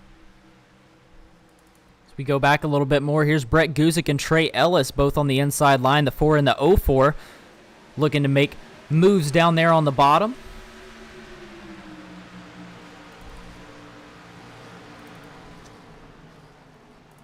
Oh, we see a car spinning in the background there through turn 1. I saw it out of the corner of my eye. We're going to have caution number 12 tonight, and I think if I was going to take a bold guess before we go see what that was, I think this will be the point at which guys probably start taking up those tires and quick repairs. It feels like the perfect amount of time that could plausibly get a run to the finish. It's going to be the 26 of Garrett Hall. Looked like there may have been a little bit of a contact there. There's the 8 of Kevin Foster on his inside. Looks like the 26 moved down. And I don't know if Kevin Foster knew that, or I don't know if Garrett Hall knew that Kevin Foster was down there on the inside of him. Just clipped him a little bit. But luckily, I don't see a whole lot of damage. Able to spin it back around. Get it going the right direction again. Yeah, that's the thing is you run such close margins here at a track like Iowa that, again, I think it's just guys not hearing from their spotters quick enough or things like that. Those last-minute updates that there wasn't a car under you a millisecond ago, but now there is. That's the really important vital information that you need to enter a corner. And if you don't have that even a second early enough, you could get sent around like Garrett Hall just did. And we've seen it so many times throughout the race that these tight margins are going to be something that guys going forward this season are going to keep in mind in the back of their head, I'd imagine, because I'd say that this is kind of the test for a lot of guys that maybe don't run a ton of short oval racing in their own time. And I'd imagine the next time we go to a short oval, I can't remember what that would be on the calendar, but I'd imagine you'll see a very different race. Speaking of the calendar, next week we're going to be at Long Beach, one of the most different tracks. I couldn't think of 3 more different tracks at the very beginning of the season, from Daytona, Iowa, and Long Beach. Be very interesting to see the 60 car. Looks like he's getting the wave around up there on the outside, but 3 very different tracks to start off this season. It's really going to show the talent, who is a really good race car driver, because you can be good at one of these tracks and do great throughout the season. You know, if you're good at short tracks, you can do great throughout the season. If you're good at road courses, you got plenty of chances to do great. If you're good at super speedways, you got chances to do great. But those drivers, the drivers that we see up front last week, this week, and next week, it's really going to show you who are just the good overall drivers here in the Bandit Racing League, the Geezer Authentics Series. Well, talking about next week's race at Long Beach, like I'm, I guess, kind of the resident road course guy on this side of things. I come from a background of karting in my own time, probably the most pure from the ground up road course style racing out there. I do a lot of road course style stuff in my own time. It's the main theme of the series I run, so it's kind of my bread and butter. And I stepped in the other day, just decided to try out a practice at Long Beach. Said, why not? Haven't done a road course in the Xfinity car in a very long time. Got in the Xfinity car at Long Beach. It took me a considerable amount of time to get done a lap. Let's say that. So it's going to be, I don't want to say chaos, because that seems to suggest that guys are going to be getting into each other. I think it'll just be such an individual driver challenge to make your way around there at Long Beach. And I think more than anything, I wouldn't even say it's like a road course ringer track. I mean, if you're a guy like, as we talked about in the past, I mentioned it, or he mentioned it in his interview last week, but Nick Nickerson always feels confident at the road courses. But I think in a sense, it's just going to come down to comfort with the car. Like I haven't run in the Xfinity car myself in a competitive manner in quite a while. So stepping back into it at such a difficult street course like Long Beach was such a change. Whereas somebody that doesn't even necessarily have a ton of road course skill or ability may find a comfort level there at Long Beach just because they know the car, they know what it's going to do in corners, and in that sense, it might be a lot more similar to other road courses than it may seem on paper. So I think we're in for a great race next week, one where maybe I can get a little bit more insight into the track and things like that. But this would be the race I'd struggle with tonight, and by the looks of it, I'd struggle with next week's too. So all props to the drivers here that are making it work here, because they are, again, I talked about it a little bit earlier, Evan, but we've seen a relatively incident-free race from a lot of the pack. It just seems like the same kind of group further back in that 40-car field that's having trouble. But when you have a 40-car field and only so many drivers are getting in crashes, it really does mean we need to give props to the rest of the field for a relatively incident-free race tonight. Yeah, definitely most of this field has done a really great job of keeping it clean. Now, we've had not a bunch of cautions, but we've had our fair share of cautions. But yeah, like you said, it really hasn't been, it's been a lot of those situations where it's just a little bit of a, I guess they're all an accident. I don't really know how I want to word it or what exactly I mean, but it's not like a lot of these drivers are just pushing it 3 wide and they're just not able to hold it. We've seen plenty of instances where these drivers push it 3 wide, even 4 wide once or twice, and these drivers are able to do a great job of hold it and make it stick and know when not to put their nose somewhere. But we've seen a great job of some great racing.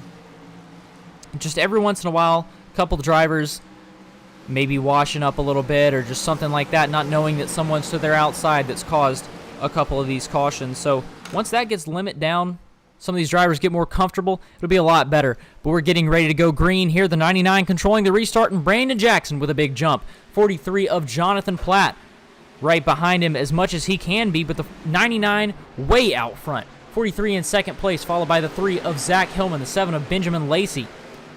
Hillman on the inside, Lacey on the outside. Lacey even may make a pass on the outside. Not able to do it, though. The 43 dumps it in real deep and able to secure that second position. Yeah, keep an eye on Zach Lacey. I really like the lane he's trying to run. He's kind of mimicking what's working for Brandon Jackson up there. Another caution's going to come out. That's 13 on the day right as we get going again. But he was running a line very similar to Jackson. It was giving him the run and straights because he was getting the slipstream up to the leaders. So that's a strategy that if he can repeat it on this next restart in a couple laps may work. But yeah, once again, for the 13th time tonight, we go to a caution.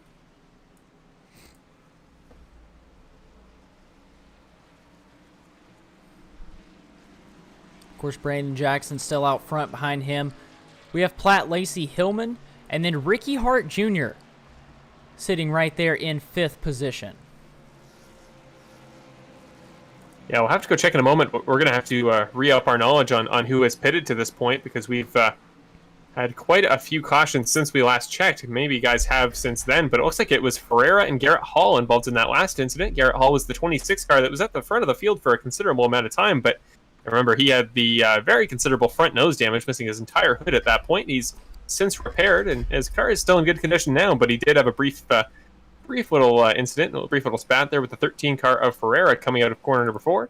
Both slid across the infield, just kind of chopped across each other on corner exit, and they're back up to speed. And you see there on screen now, Ferreira with a little bit of damage to that front nose, but not something that I think is going to be too detrimental if he doesn't have a quick repair left. So I'd imagine he's still competitive enough to keep that car in working order and get a few spots before the end of tonight's race.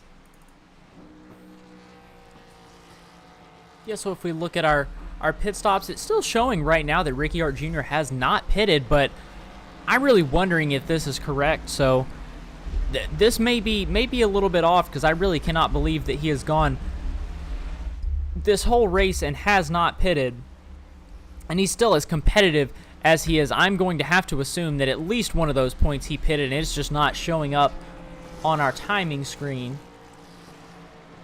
But I can guarantee that he did at least once. I saw him come out of pit road. I'm wondering if the only possibility is that it would be last stop for fuel. But I would have thought to this point, we got 18 to go. We'll see what he does this time. But I would have thought with 2 sets of tires, he got a pit before 18 laps to go. Yeah, I'm sure at this point that he has pitted. I'm not exactly sure why it's not showing me. So that makes me wonder. I'm assuming all these guys that it's saying haven't. It's saying that Graham, Welch, and Grodzicki all have not pitted. I'm assuming they have pitted at some point, and that our pit stop strategy scoring screen just isn't exactly updated. So we apologize for that. We don't know as much about the strategy as we thought we do. Well, even if he's not running that like ultra conservative strategy that it would have seemed if he hadn't pitted to this point, let's look at the big picture. The guy's still running 5th, and he started 39th, like 34 spots through the field. And if he doesn't need to pit again for the end, and he's got a competitive race car to fight for the win, what a performance here for Ricky Hart, both strategically and in terms of getting through the field. He's recently more and more started to work his way through both lap traffic and cars for positions. So your former champion is making it work tonight and showing why he does have that title indeed. But really all the top 5 guys have had a great race to this point. I mean, Brandon Jackson has had quite a dominant affair for sure. He hasn't not led a lap in quite a while. But, Jonathan Platt's been keeping him honest for a while. He made a series of moves earlier in the race. Benjamin Lacey's been up there this whole time. Zack Hillman is a guy that I kind of had the hint last week. I mean, you talked about, I think, Dustin Franklin as being the guy that late in the race had the potential with his strategy, where he was sitting. You liked his chances to win. I'm kind of getting that same feeling about Zack Hillman in the 3 car. He's making the moves that are both calculated but also aggressive enough to work for him on longer runs. Like, he's not burning up tires, but he's making his way through the field.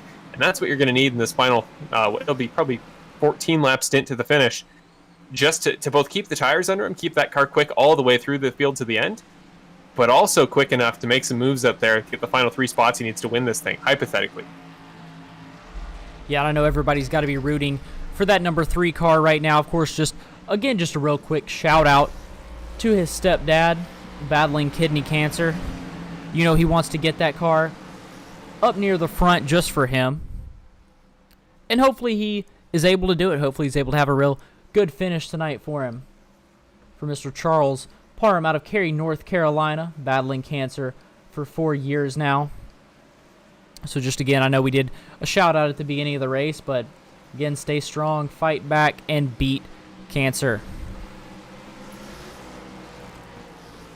There you can see. Well, regardless whether he's in the top 3 or not, he's 1 spot away from being able to talk to us there in the broadcast booth. So even if he's not up there at the front yet, Hillman is in a great spot coming to this final restart. Well, hopefully final, we should say.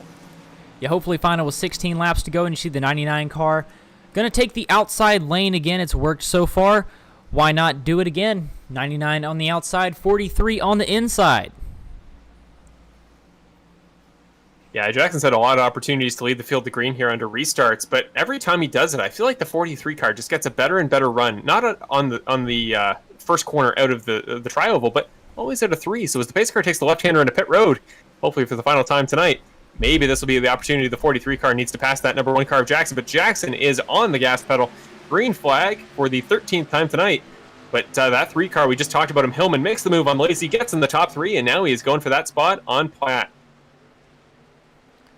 Like you said, a great move by that number 3 car up here battling Platt now.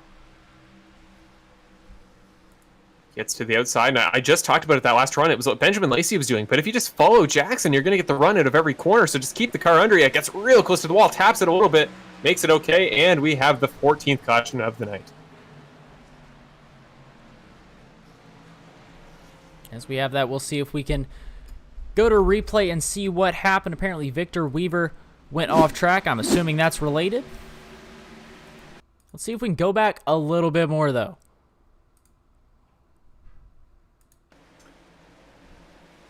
All right, so you see the left side of your screen.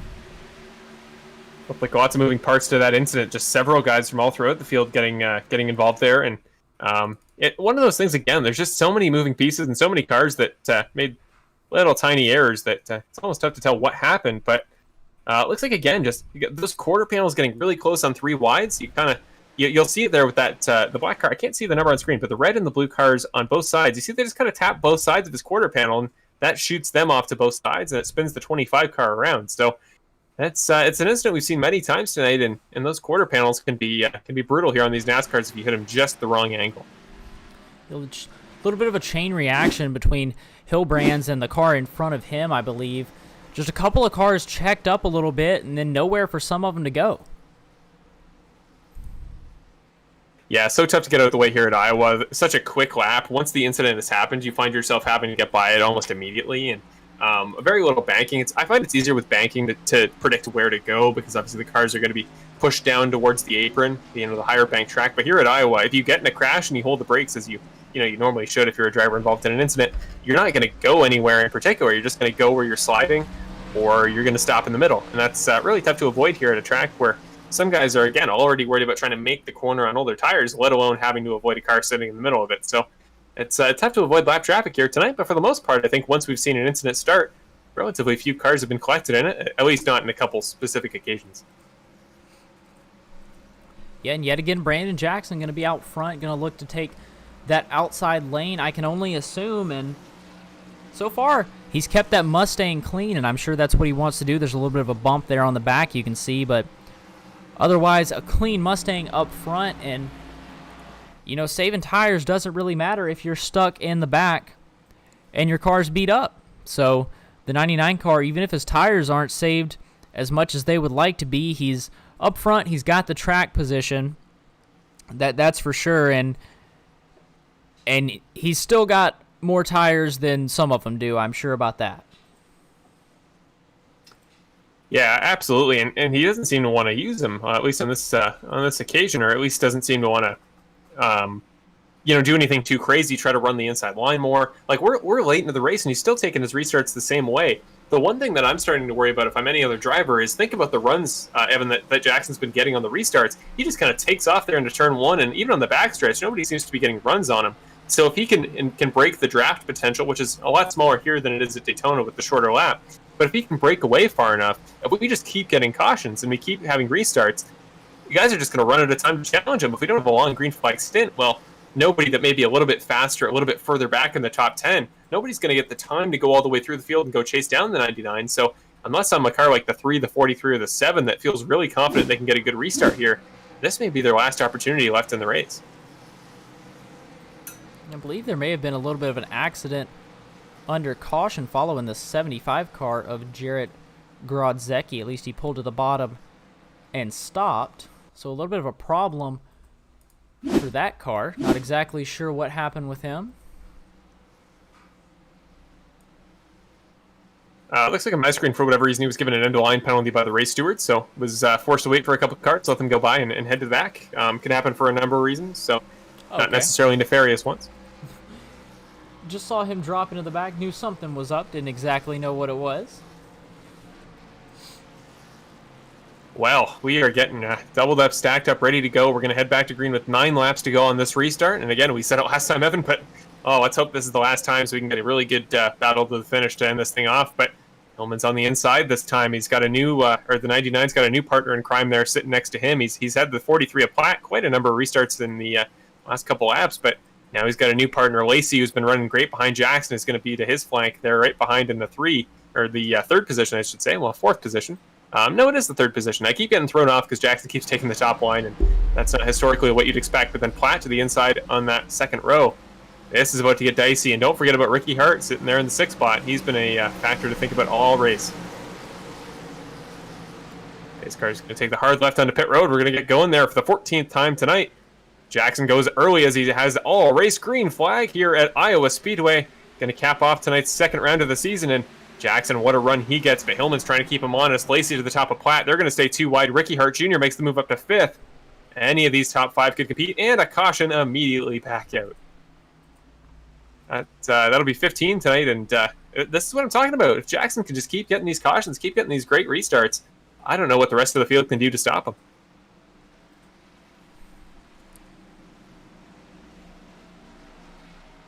With the caution back out, we'll try and figure out what exactly happened there. A couple cars into the pits, Dustin Franklin, Michael Ramos.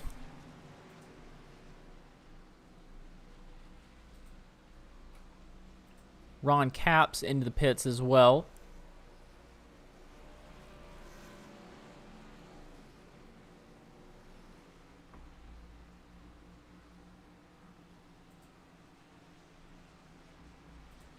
Looks like we may have seen the first car in quite a while that have to use or that's burned through all their quick repairs, as Thomas Fensler's exited the event after that last incident, had to go back to the pits, so probably had a car that was out of repair and just decided not to finish it off. So really, for the most part, I don't think we saw any guys run out of their incidents. It looks like for the most part, everybody that's gotten in a couple crashes has made it back on. Only, as far as I can tell, cars that are 10 laps more behind the leader only 38th and beyond. So 37 cars left, still battling for positions. Of course, Fenzler is now left to make that only 36, but 36 cars. That's not a bad number of guys. 35 of which are on the lead lap, which here at Iowa is way more than I expected late in the race. So many cautions, yet so few drivers out of commission. Kind of an interesting thing to think about here if you look back at tonight's race.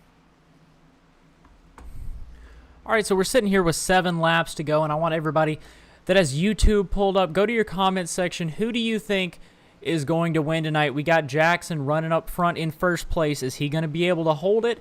Is Hillman, Lacey, one of them going to grab it? Platt? Maybe Hart sitting back there in 5th position. Maybe even the 04 sitting in 6th, Brett Guzik. Definitely one of the dark horse candidates that might be able to jump up there. Or is it going to be somebody outside of the top 10? Go ahead and let me know. Come down into the comment section. Let me see what you think. Definitely want to hear what you guys watching think is going to happen. I personally feel like it's going to take a supernatural effort there on the restart to top Jackson. I mean, we've seen his restarts. He is just flying. And when we come back, the lights in the pace car are still on. We'd imagine they'd come off this next time by. It's going to be 4 to go on the restart. That's with 25-second laps here at Iowa.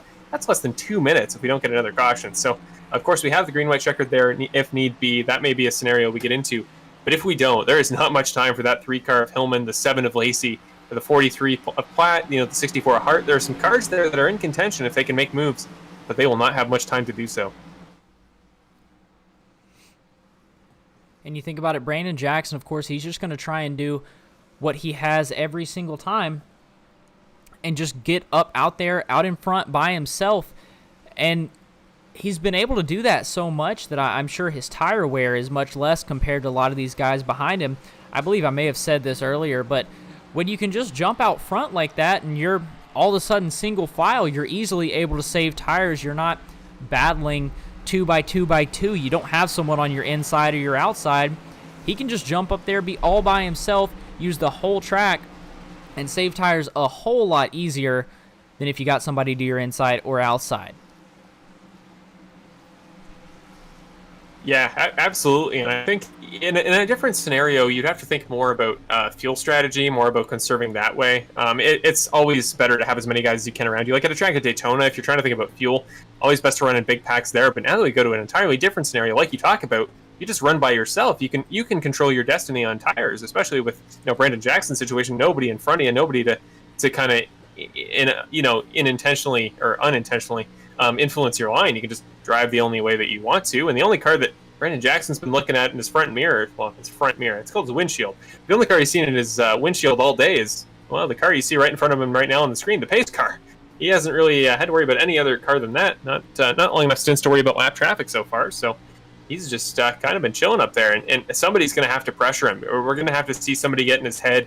The 3 car has got to make a jump here on this next restart, because if Jackson in this last, it'll be 3 laps actually to go to the finish if we don't get a caution. That's just a minute and a half. He's just got to keep doing his thing that he's done for the better part of 45 laps. Hillman's got to find another way to get in the head of that 99 driver.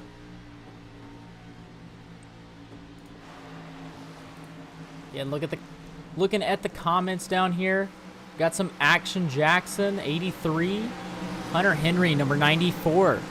So shout out to those guys. You got some people watching, got some people rooting for you.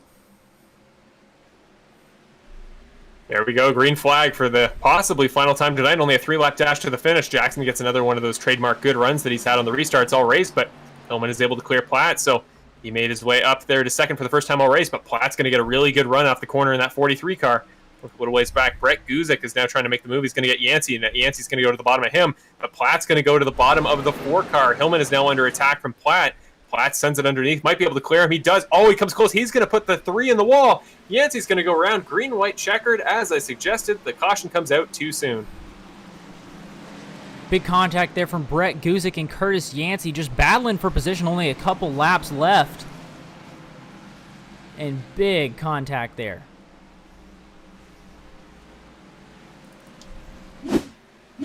Yeah, it felt like that was the lap that all of the tensions that had been building up off every single restart kind of came out, and everybody wanted to use their mindset they've had all race of being like, well, I know I could pass these guys if I had the opportunity. They all just got their opportunity, tried to use it, and that's why we had the chaos that caused that wreck.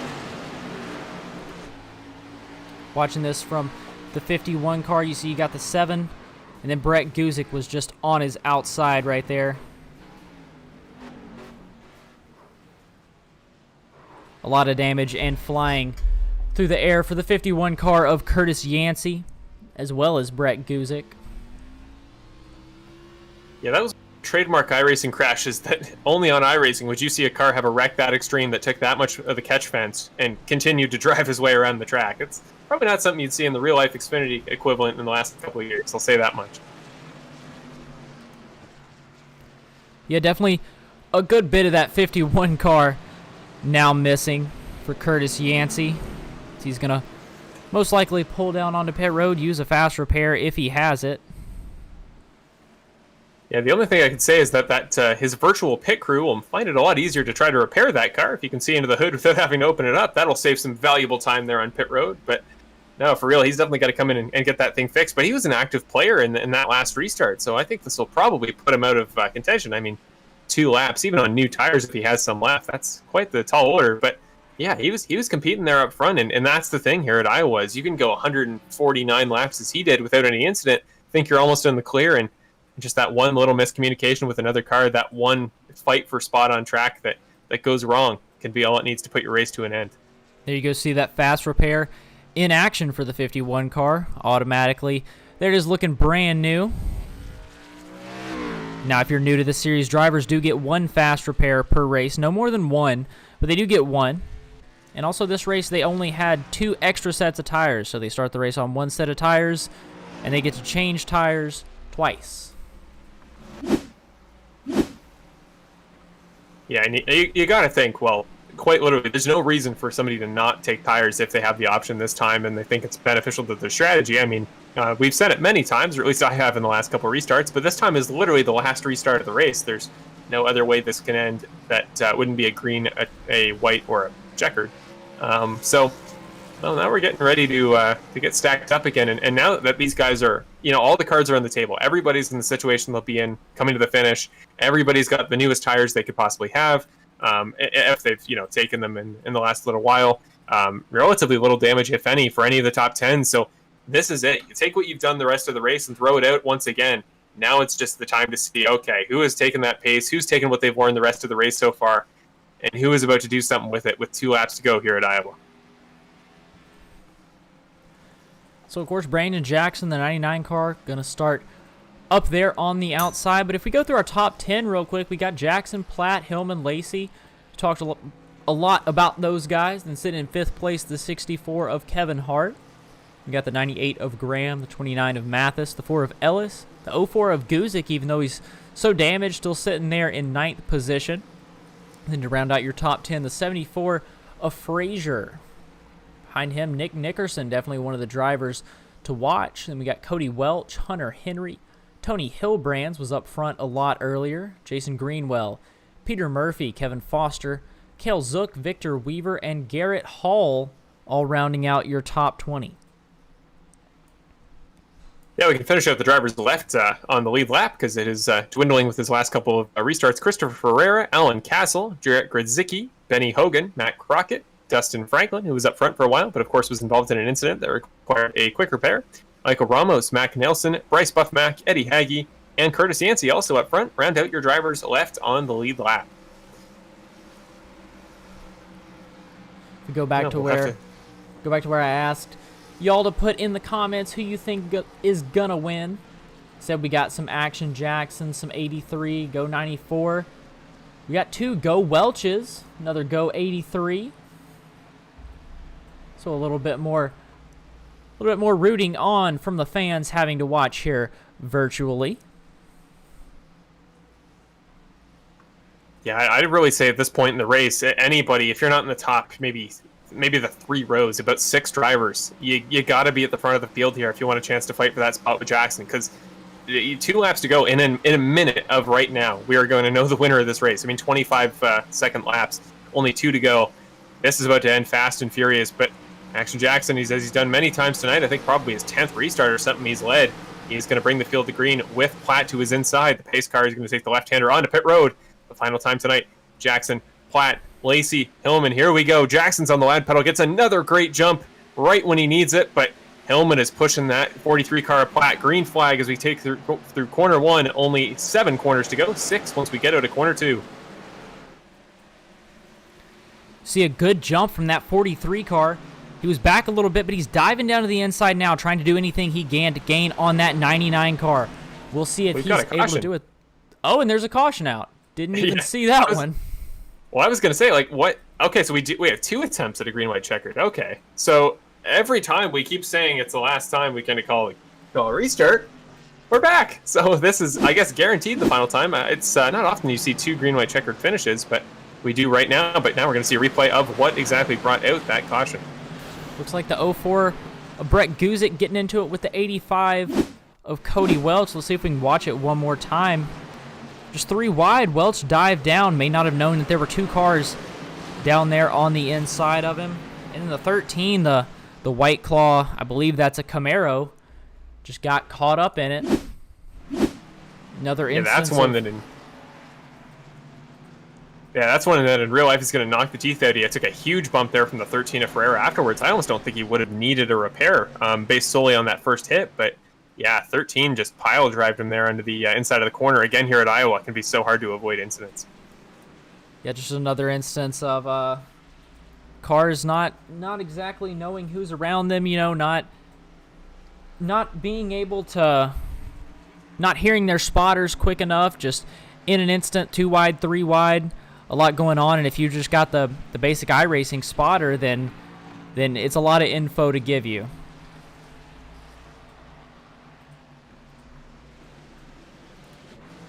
Well, with all this being figured out, the one main thing that I noticed there last restart, I think it was Hillman in... No, he was in 4th last time. So the order in the top, I think, 4 or 5. Ricky Hart Jr., I think, actually lost a spot to Brent Graham there in that last restart. So that'll be the only change there in the top 6. But, heading to this next restart, the final one of the race, I was really intrigued by Zack Hillman's strategy there on the inside. He tried to push Jonathan Platt as far as he could into the corner.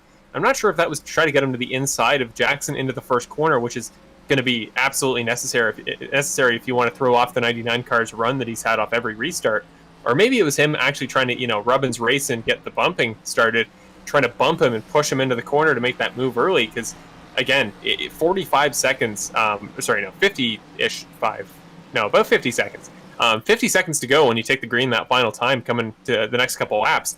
You don't have much time to work with. So if we're going to see the elbows start coming out here, Evan, it's going to be momentarily. Here, see, we're riding along with the 43. Jonathan Platt here looking at the 99 up in front of him. And I think the 43, he really knows this time that he's got to do everything he can to try and not let the 99 run away with this restart. The 99 has been able to take advantage of every single one of these restarts. He started out on the outside, and he's jumped up, and he's been down on the inside lane before you get to turn 1. So 43 of Platt, I know he's really thinking right now, assuming, of course, that the 99 is going to take that outside. He's really hoping that he's going to be able to do everything that he can, jump up and not let the 99 jump down. Now, whether he can do that or not is debatable. If the 99 gets that big jump, there may be nothing that you can do about it, but that's at least what that 43 car, that's most likely what's going through his head, what he's thinking about right now. He just wants to keep caught up with that 99, stay right next to him, and not let him jump down going into turn 1. I think if he wants to take a risk, a very interesting strategy he could go with would be to try to get to the outside and try to back up the outside line a little bit on the start. Try to take a running start at the 99 car, because the 99 has one thing he's done really well as the leader tonight on restarts is switched up the point at which he's gotten on the gas pedal. Like his jump point is different every restart, so it's very hard to predict as the driver next to him what he's going to do when you start the stint. But I think if you're the 43 car, try to take a running start at it and just take the risk that maybe he'll go early, he'll mess you up, the car to his right behind him will pass you. But if you want to go for the win and you're the 43 car, I would say try to jump that inside line. I said the outside line, but try to jump that inside line a little bit early, like back it up a little bit and try to go for the running start. That's the only way I can think of somebody beating the 99 to corner 1 with how well he started tonight. And also, it brings into a question here, how hard are some of these drivers willing to fight for this win? Because this is the second race of the season, and you might want to be thinking about points here. Maybe the real racer isn't thinking about that. I guess the real racer is just always thinking about the win, but sometimes you want to think about getting the points. This is early in the season. You don't know what's going to happen the rest of the season, and the more points you get, the better. But either way you look at it, the number 3 of Zack Hillman right on the bumper, the 99 of Brandon Jackson, 43 on the inside. Jackson takes the big jump. 99 and the 43 are off. Big jump from the 99, though. The 3 falling behind a little bit. The 7 even looking to the inside. Brandon Jackson with the lead, though. 3 is Zack Hillman trying to work the outside of the 7 of Benjamin Lacey, and there's the 64 of Ricky Hart Jr. trying to make a move. Brandon Jackson so far running away with it, though. 2 laps to go here. Oh, but Platt's trying. That was actually the best jump he got on a restart so far. Coming to the white flag this time. The 43 car is in the draft on the 99, but he's going to have to run the 4 corners of his life here at Iowa to win this thing. White flag out. No caution yet. 99 car out front, followed by the 43, the 3, and the 7. Coming through corner 4. One last launch attempt from the 43, but it is not going to matter. Jackson's been the first guy to see the green many times tonight, but now he's the first guy to see the checkered green flag for the 99 of Jackson here at Iowa. Second race of the season, takes the win. He took the pole in round 1. What a start to the season for Brandon Jackson in the 99 car. And a wreck coming to the finish. A wild ride.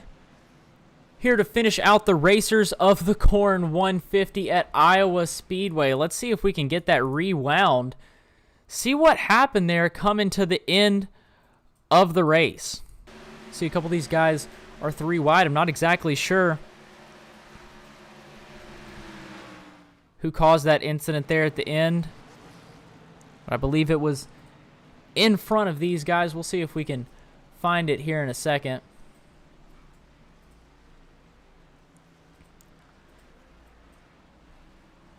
But either way, if we go through our race order,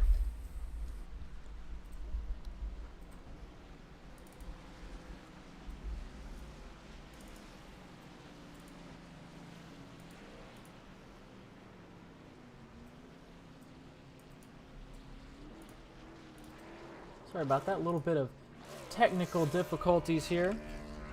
But I believe should have it up now. Your winner tonight, the number 99 car of Brandon Jackson, actually able to do a successful burnout here, unlike some couple times last season.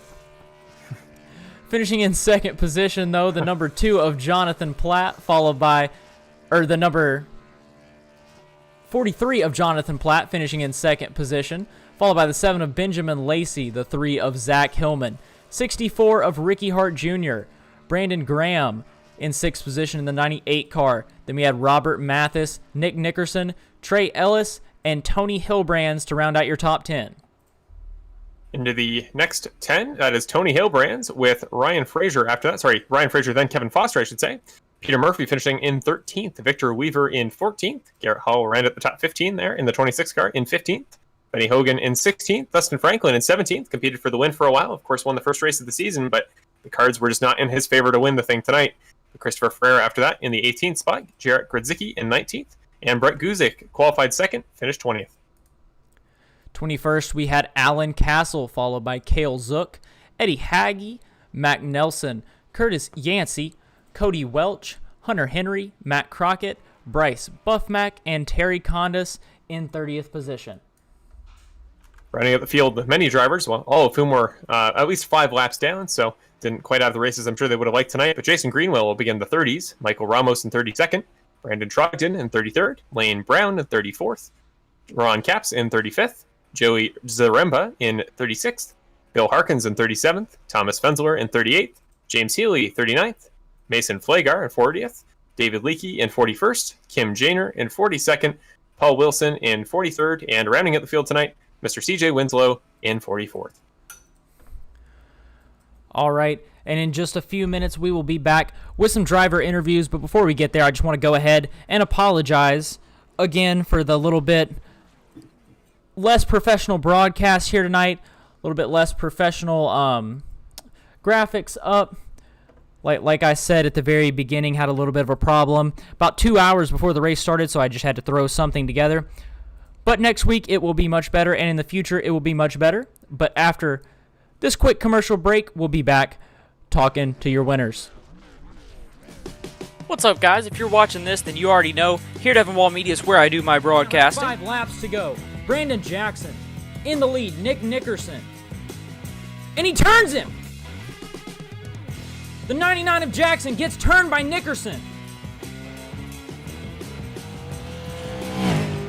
But I bet you didn't know that I also do in-person photography and videography, as well as graphic design, including, but not limited to, iRacing paint schemes and posters. Check it all out over at evanwallmedia.com. Thank y'all, and you enjoy the race.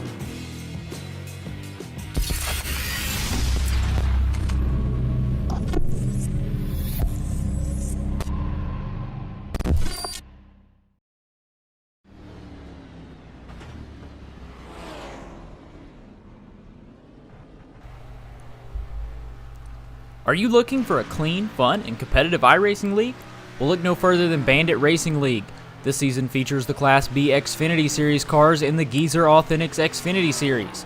Broadcast live every Wednesday by Evanwall Media, the season features a 10-race regular season schedule, followed by 10 more playoff races and an all-star race. So if you need something to do on Wednesday nights, then check us out at banditracingleague.com and send us a message if you're interested in joining. We accept racers with a D license or above, and it's free to join, so don't miss out.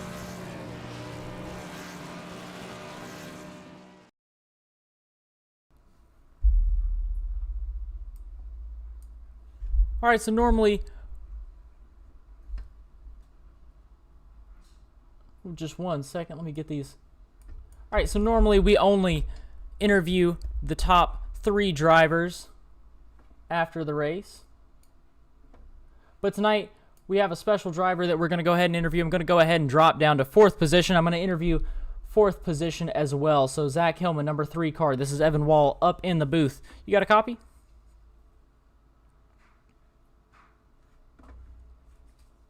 Zack Hillman, driver of the number 3 car. You got a copy?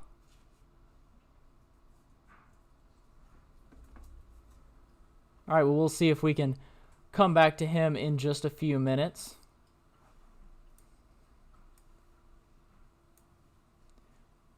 Meanwhile, I'll go ahead and let Marshall interview Mr. Benjamin Lacey. You got a copy, Benjamin? Hey, Ben. Yes, sir. Can you guys hear me? Yeah, we can indeed. First of all, I mean, great job tonight. It was an ultra competitive race. You come away with a 3rd place spot, narrowly holding off Zack Hillman there at the end. Great work on your part in such a competitive finish, be able to hold off that final podium spot. But I mean, to make a baseball analogy to refer to that final green-white checkered, were you kind of trying to swing for contact there, just to get the points needed to take away the rest of the season, try to hold on to a 3rd place spot, or are you swinging for the fences, trying to think of a way on that final restart to dethrone Jackson as the race leader? Oh, that's a great question. Baseball is actually my first love, so Perfect. But yeah, started a 3rd on that restart, and then I knew he was going to get around on that outside because that outside lane was just the line to beat all night. So I let him kind of have it, and then just try to build some momentum to take it back, and was able to get up that last corner. But I mean, unless the top 2 would have wrecked, unless Brandon and Jonathan would have wrecked, there was probably no really chance of getting up there, just the way the tires and stuff were working out. So congrats to Brandon on the 1st place finish there. Well, you just mentioned tires, and I mean, strategy coming into tonight, knowing how bad tire wear is here at Iowa was going to be so key. You come in tonight, what's the mindset? Are you thinking of doing what I think Evan and I thought would be the traditional strategy, go split it up into 350s? Or are you thinking trying to save those fresh pairs of rubber for the end of the race for the battle for the win? Or what was your position going into the race in terms of tire strategy? Going the 50 route was kind of the game plan at the start. Also kind of seeing what other people are going to do and kind of mix and match from there, kind of adjust if needed. But yeah, the 50, we pitted on lap 50, then pitted like right around lap 100. The cautions worked out that way. And then if we had had a good green flag run there, I imagine we probably would have made another one, with 10 or so laps left to get those fresh tires in. But I still had a set left, so worked out. Wow, it's ultra impressive to go 150 laps there, only using 1 new set of tires. So you made it work. You conserved great, and that's going to work well for you for the rest of the season. More opportunities to do so at some other short tracks. But you come into the 2nd race of the season. You did great last week at Daytona. You come into tonight, do just as well, finishing 3rd on the podium. you've done well at the first two disciplines, and then next week we head off to Long Beach, which again, Evan and I have been talking about it for the last two broadcasts. You want to talk about three tracks more different than Daytona, Iowa, and Long Beach. I couldn't come up with any. So it's been such a variable start to the season, but we head to Long Beach next week. I know it's one that even as a road course guy, I've struggled with. Are you thinking that you've been able to dominate two disciplines so far? Do you think you can do the same for a third one at the road course next week? Well, I don't know. It's hard to say. It's my first year here with this league, so I don't know how many road course ringers we got coming through here. I wouldn't necessarily say I'm one, but I can hopefully at least hold my own. So I'll definitely have to put in some practice for the track this week, because I've actually never driven it. So we'll see what happens.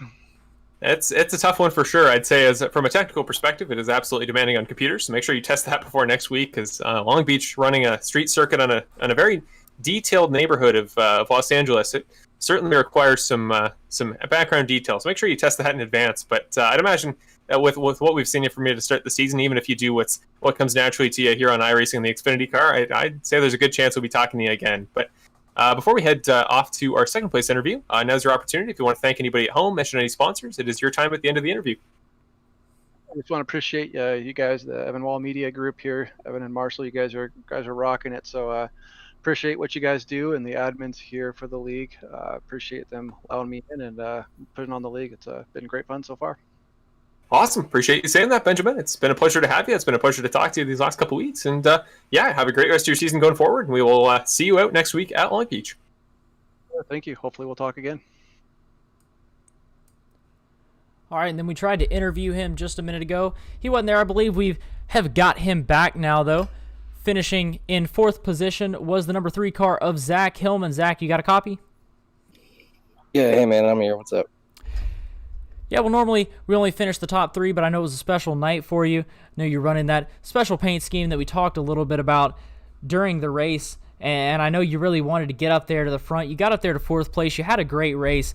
How does it feel to come out here and have such a good race? Even if you didn't get the finish you might have wanted, how does it feel to come out and have such a great race when you know somebody who means so much to you is at home watching you? Oh man, it was great knowing that my good old dad is back home watching this. Big fan of racing, and he's really enjoyed the broadcast. I appreciate you giving him the shout out and everything like that. It's been a lot of fun racing with these guys. It's been several seasons that I've been with them, and it's only been getting better. This race is a little bit tougher though, with a lot of cautions. It was hard to kind of get into a groove. Congrats to Brandon Jackson on the win though. It was so hard to read his restarts, but I mean, it was a good race overall. I wanted to come in, place top 5. I did that. Coming back from 14th was a big move for me, and I'm happy for that. And thank you, Evan, for an awesome broadcast, man, and you guys in the booth. You guys are doing a great job. Keep it up. Yes, sir. Thank you specifically, and all the drivers out there, for putting on the race for us, because without y'all we wouldn't have anything to broadcast. So before you go, is there any final words, any final things you want to shout out? Just can't wait for next week. Going to Long Beach. It's going to be a tough race with that road course. A lot of practice is going to be needed for all of us. It's definitely a difficult track, nice and tight. Not many places to pass, so it's going to be interesting to see what's going to happen. But yeah, man, thanks for everything, guys, and see you next week. Yes, sir. Good luck to you next week.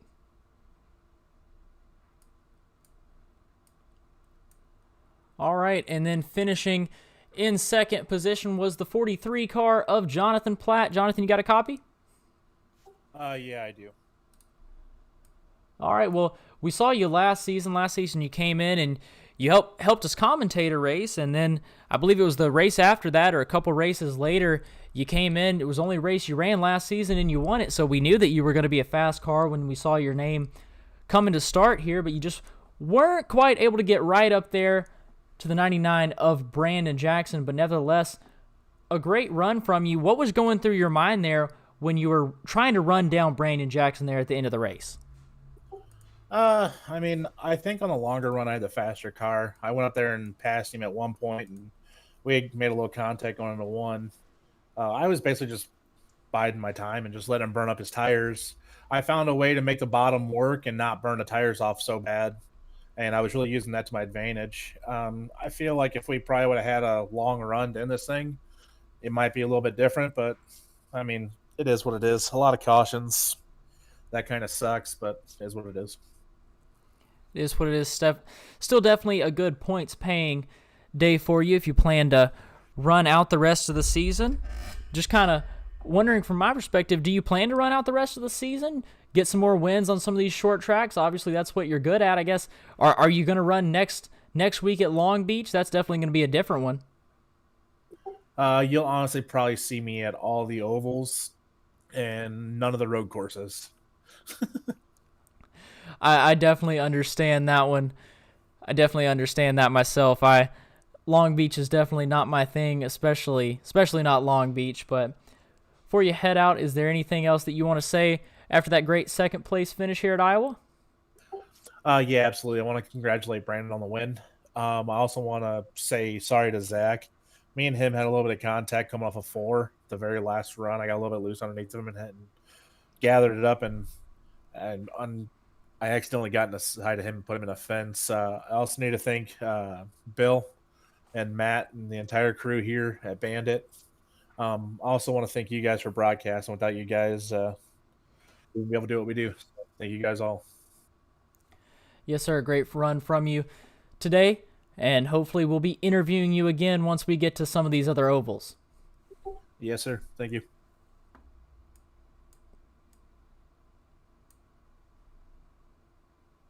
Hey, Brandon, it's Marshall in the booth. You got me? Hey, boys. How's it going? It is going great. That is the tone of a man that just won his first race of the season and in dominant fashion. I mean, you win the thing. I think you started on the pole for about 15 restarts there. It was a chaotic night, but you found your way through it. You know, coming into tonight, did you think you had the pace? Did you think you had the comfort with the tires that you were going to lead that much of it? Or did the fact that you were leading with that many cautions just kind of play into your hand tonight? It was a mixture of both. Definitely being out front was the key. With all the cautions going on, I did not feel safe being 10th on back. I wanted to make sure I was up the front, and I stayed at the front. And I really didn't run much practice prior to the green flag dropping. I think I ran maybe a total of like 20 laps max. And then tonight I got in here right before, we started qualifying, but it was really good. Restarts were definitely the name of the game. I had to keep changing them.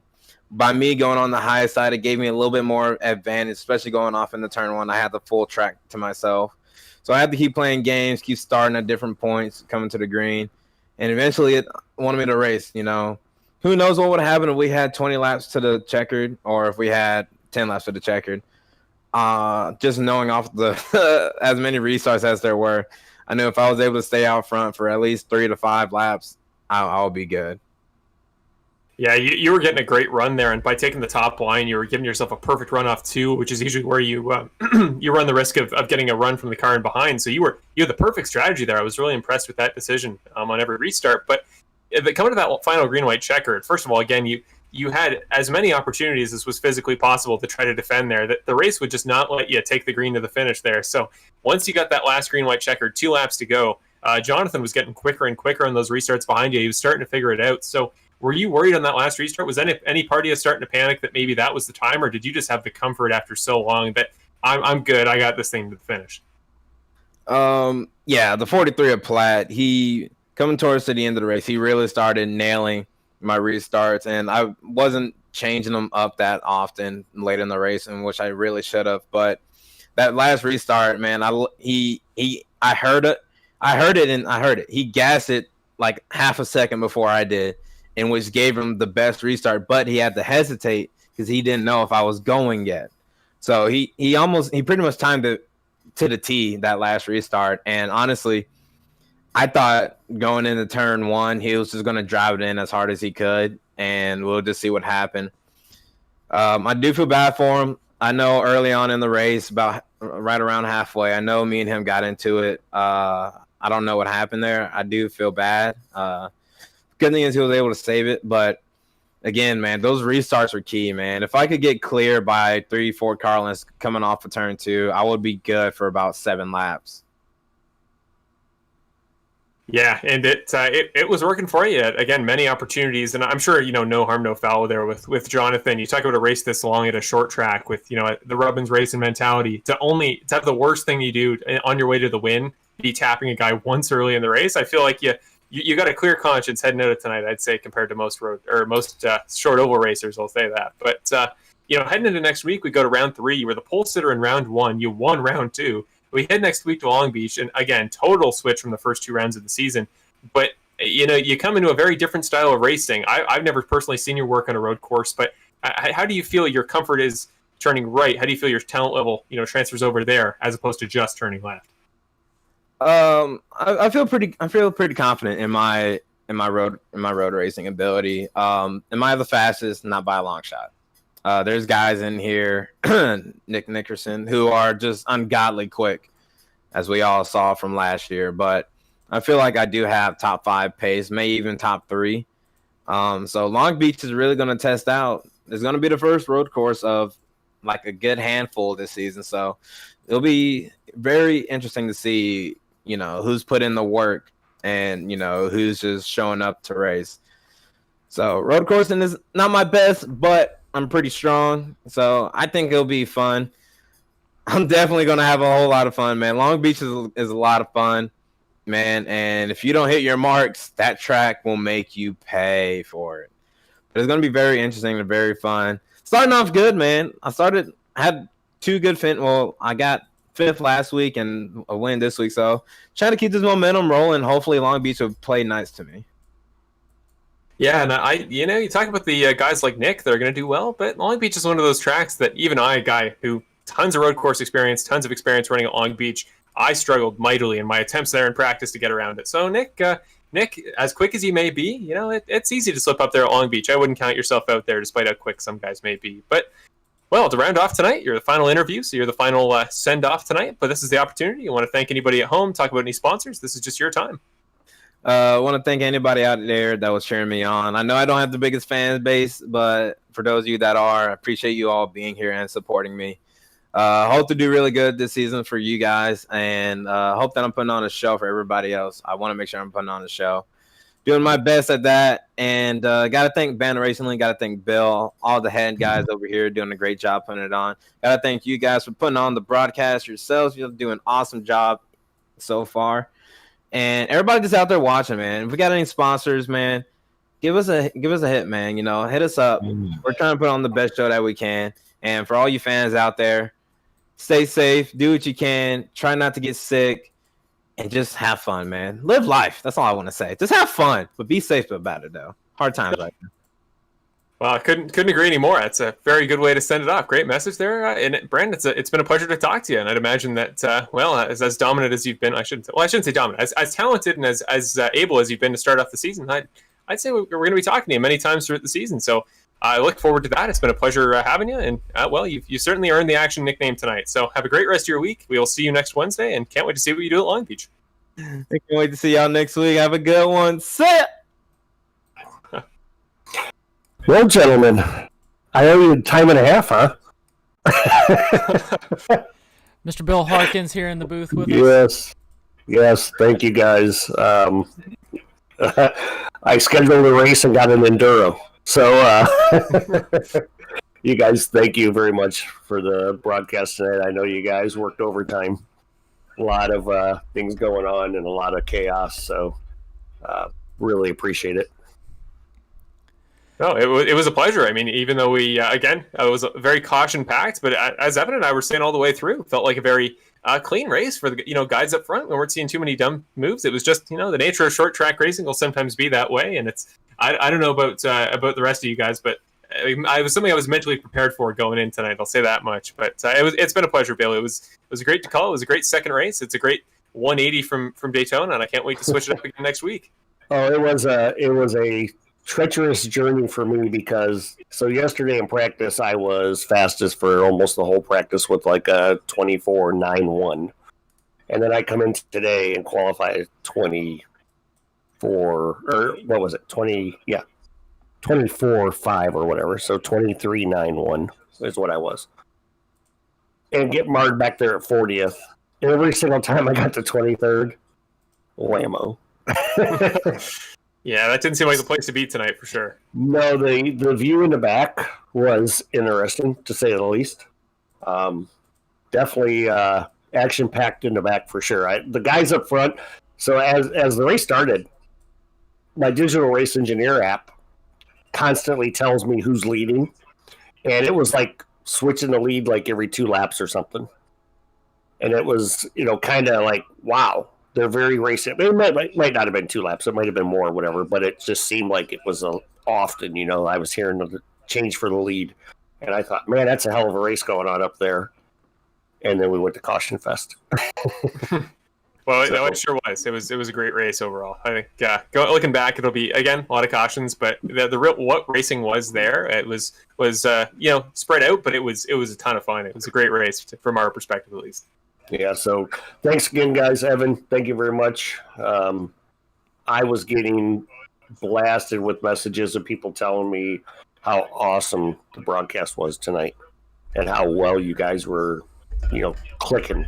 So great job, guys. And, I want to thank all the people that tuned in tonight to watch our league and watch the race.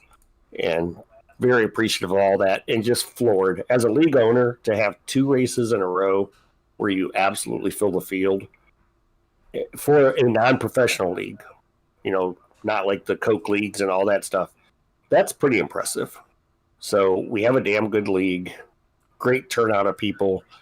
We're getting good viewership. So hang in there, everybody. I'm sure we can definitely knock this out of the park some more. And with the work you guys are doing, no doubt in my mind. So thank you. Have a good night, everybody. Yes, sir. Thank you, Bill. Always glad to have you in here at the end of races. And real quick, before we do head out of here, one more thing. Brandon Jackson, our winner tonight. Just want to go ahead and, since he didn't shout it out, if you do want to watch him outside of the broadcast, you can head over to Twitch. Watch him at Street Boss 24 on Twitch. I'm sure that's definitely an interesting perspective of the race, but we're going to go ahead and head out tonight. We've been here at Iowa long enough. Next week we'll be at Long Beach.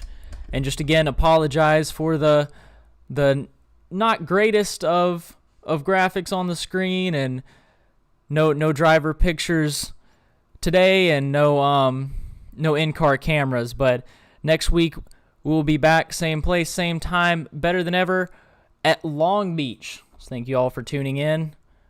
We'll see you next week.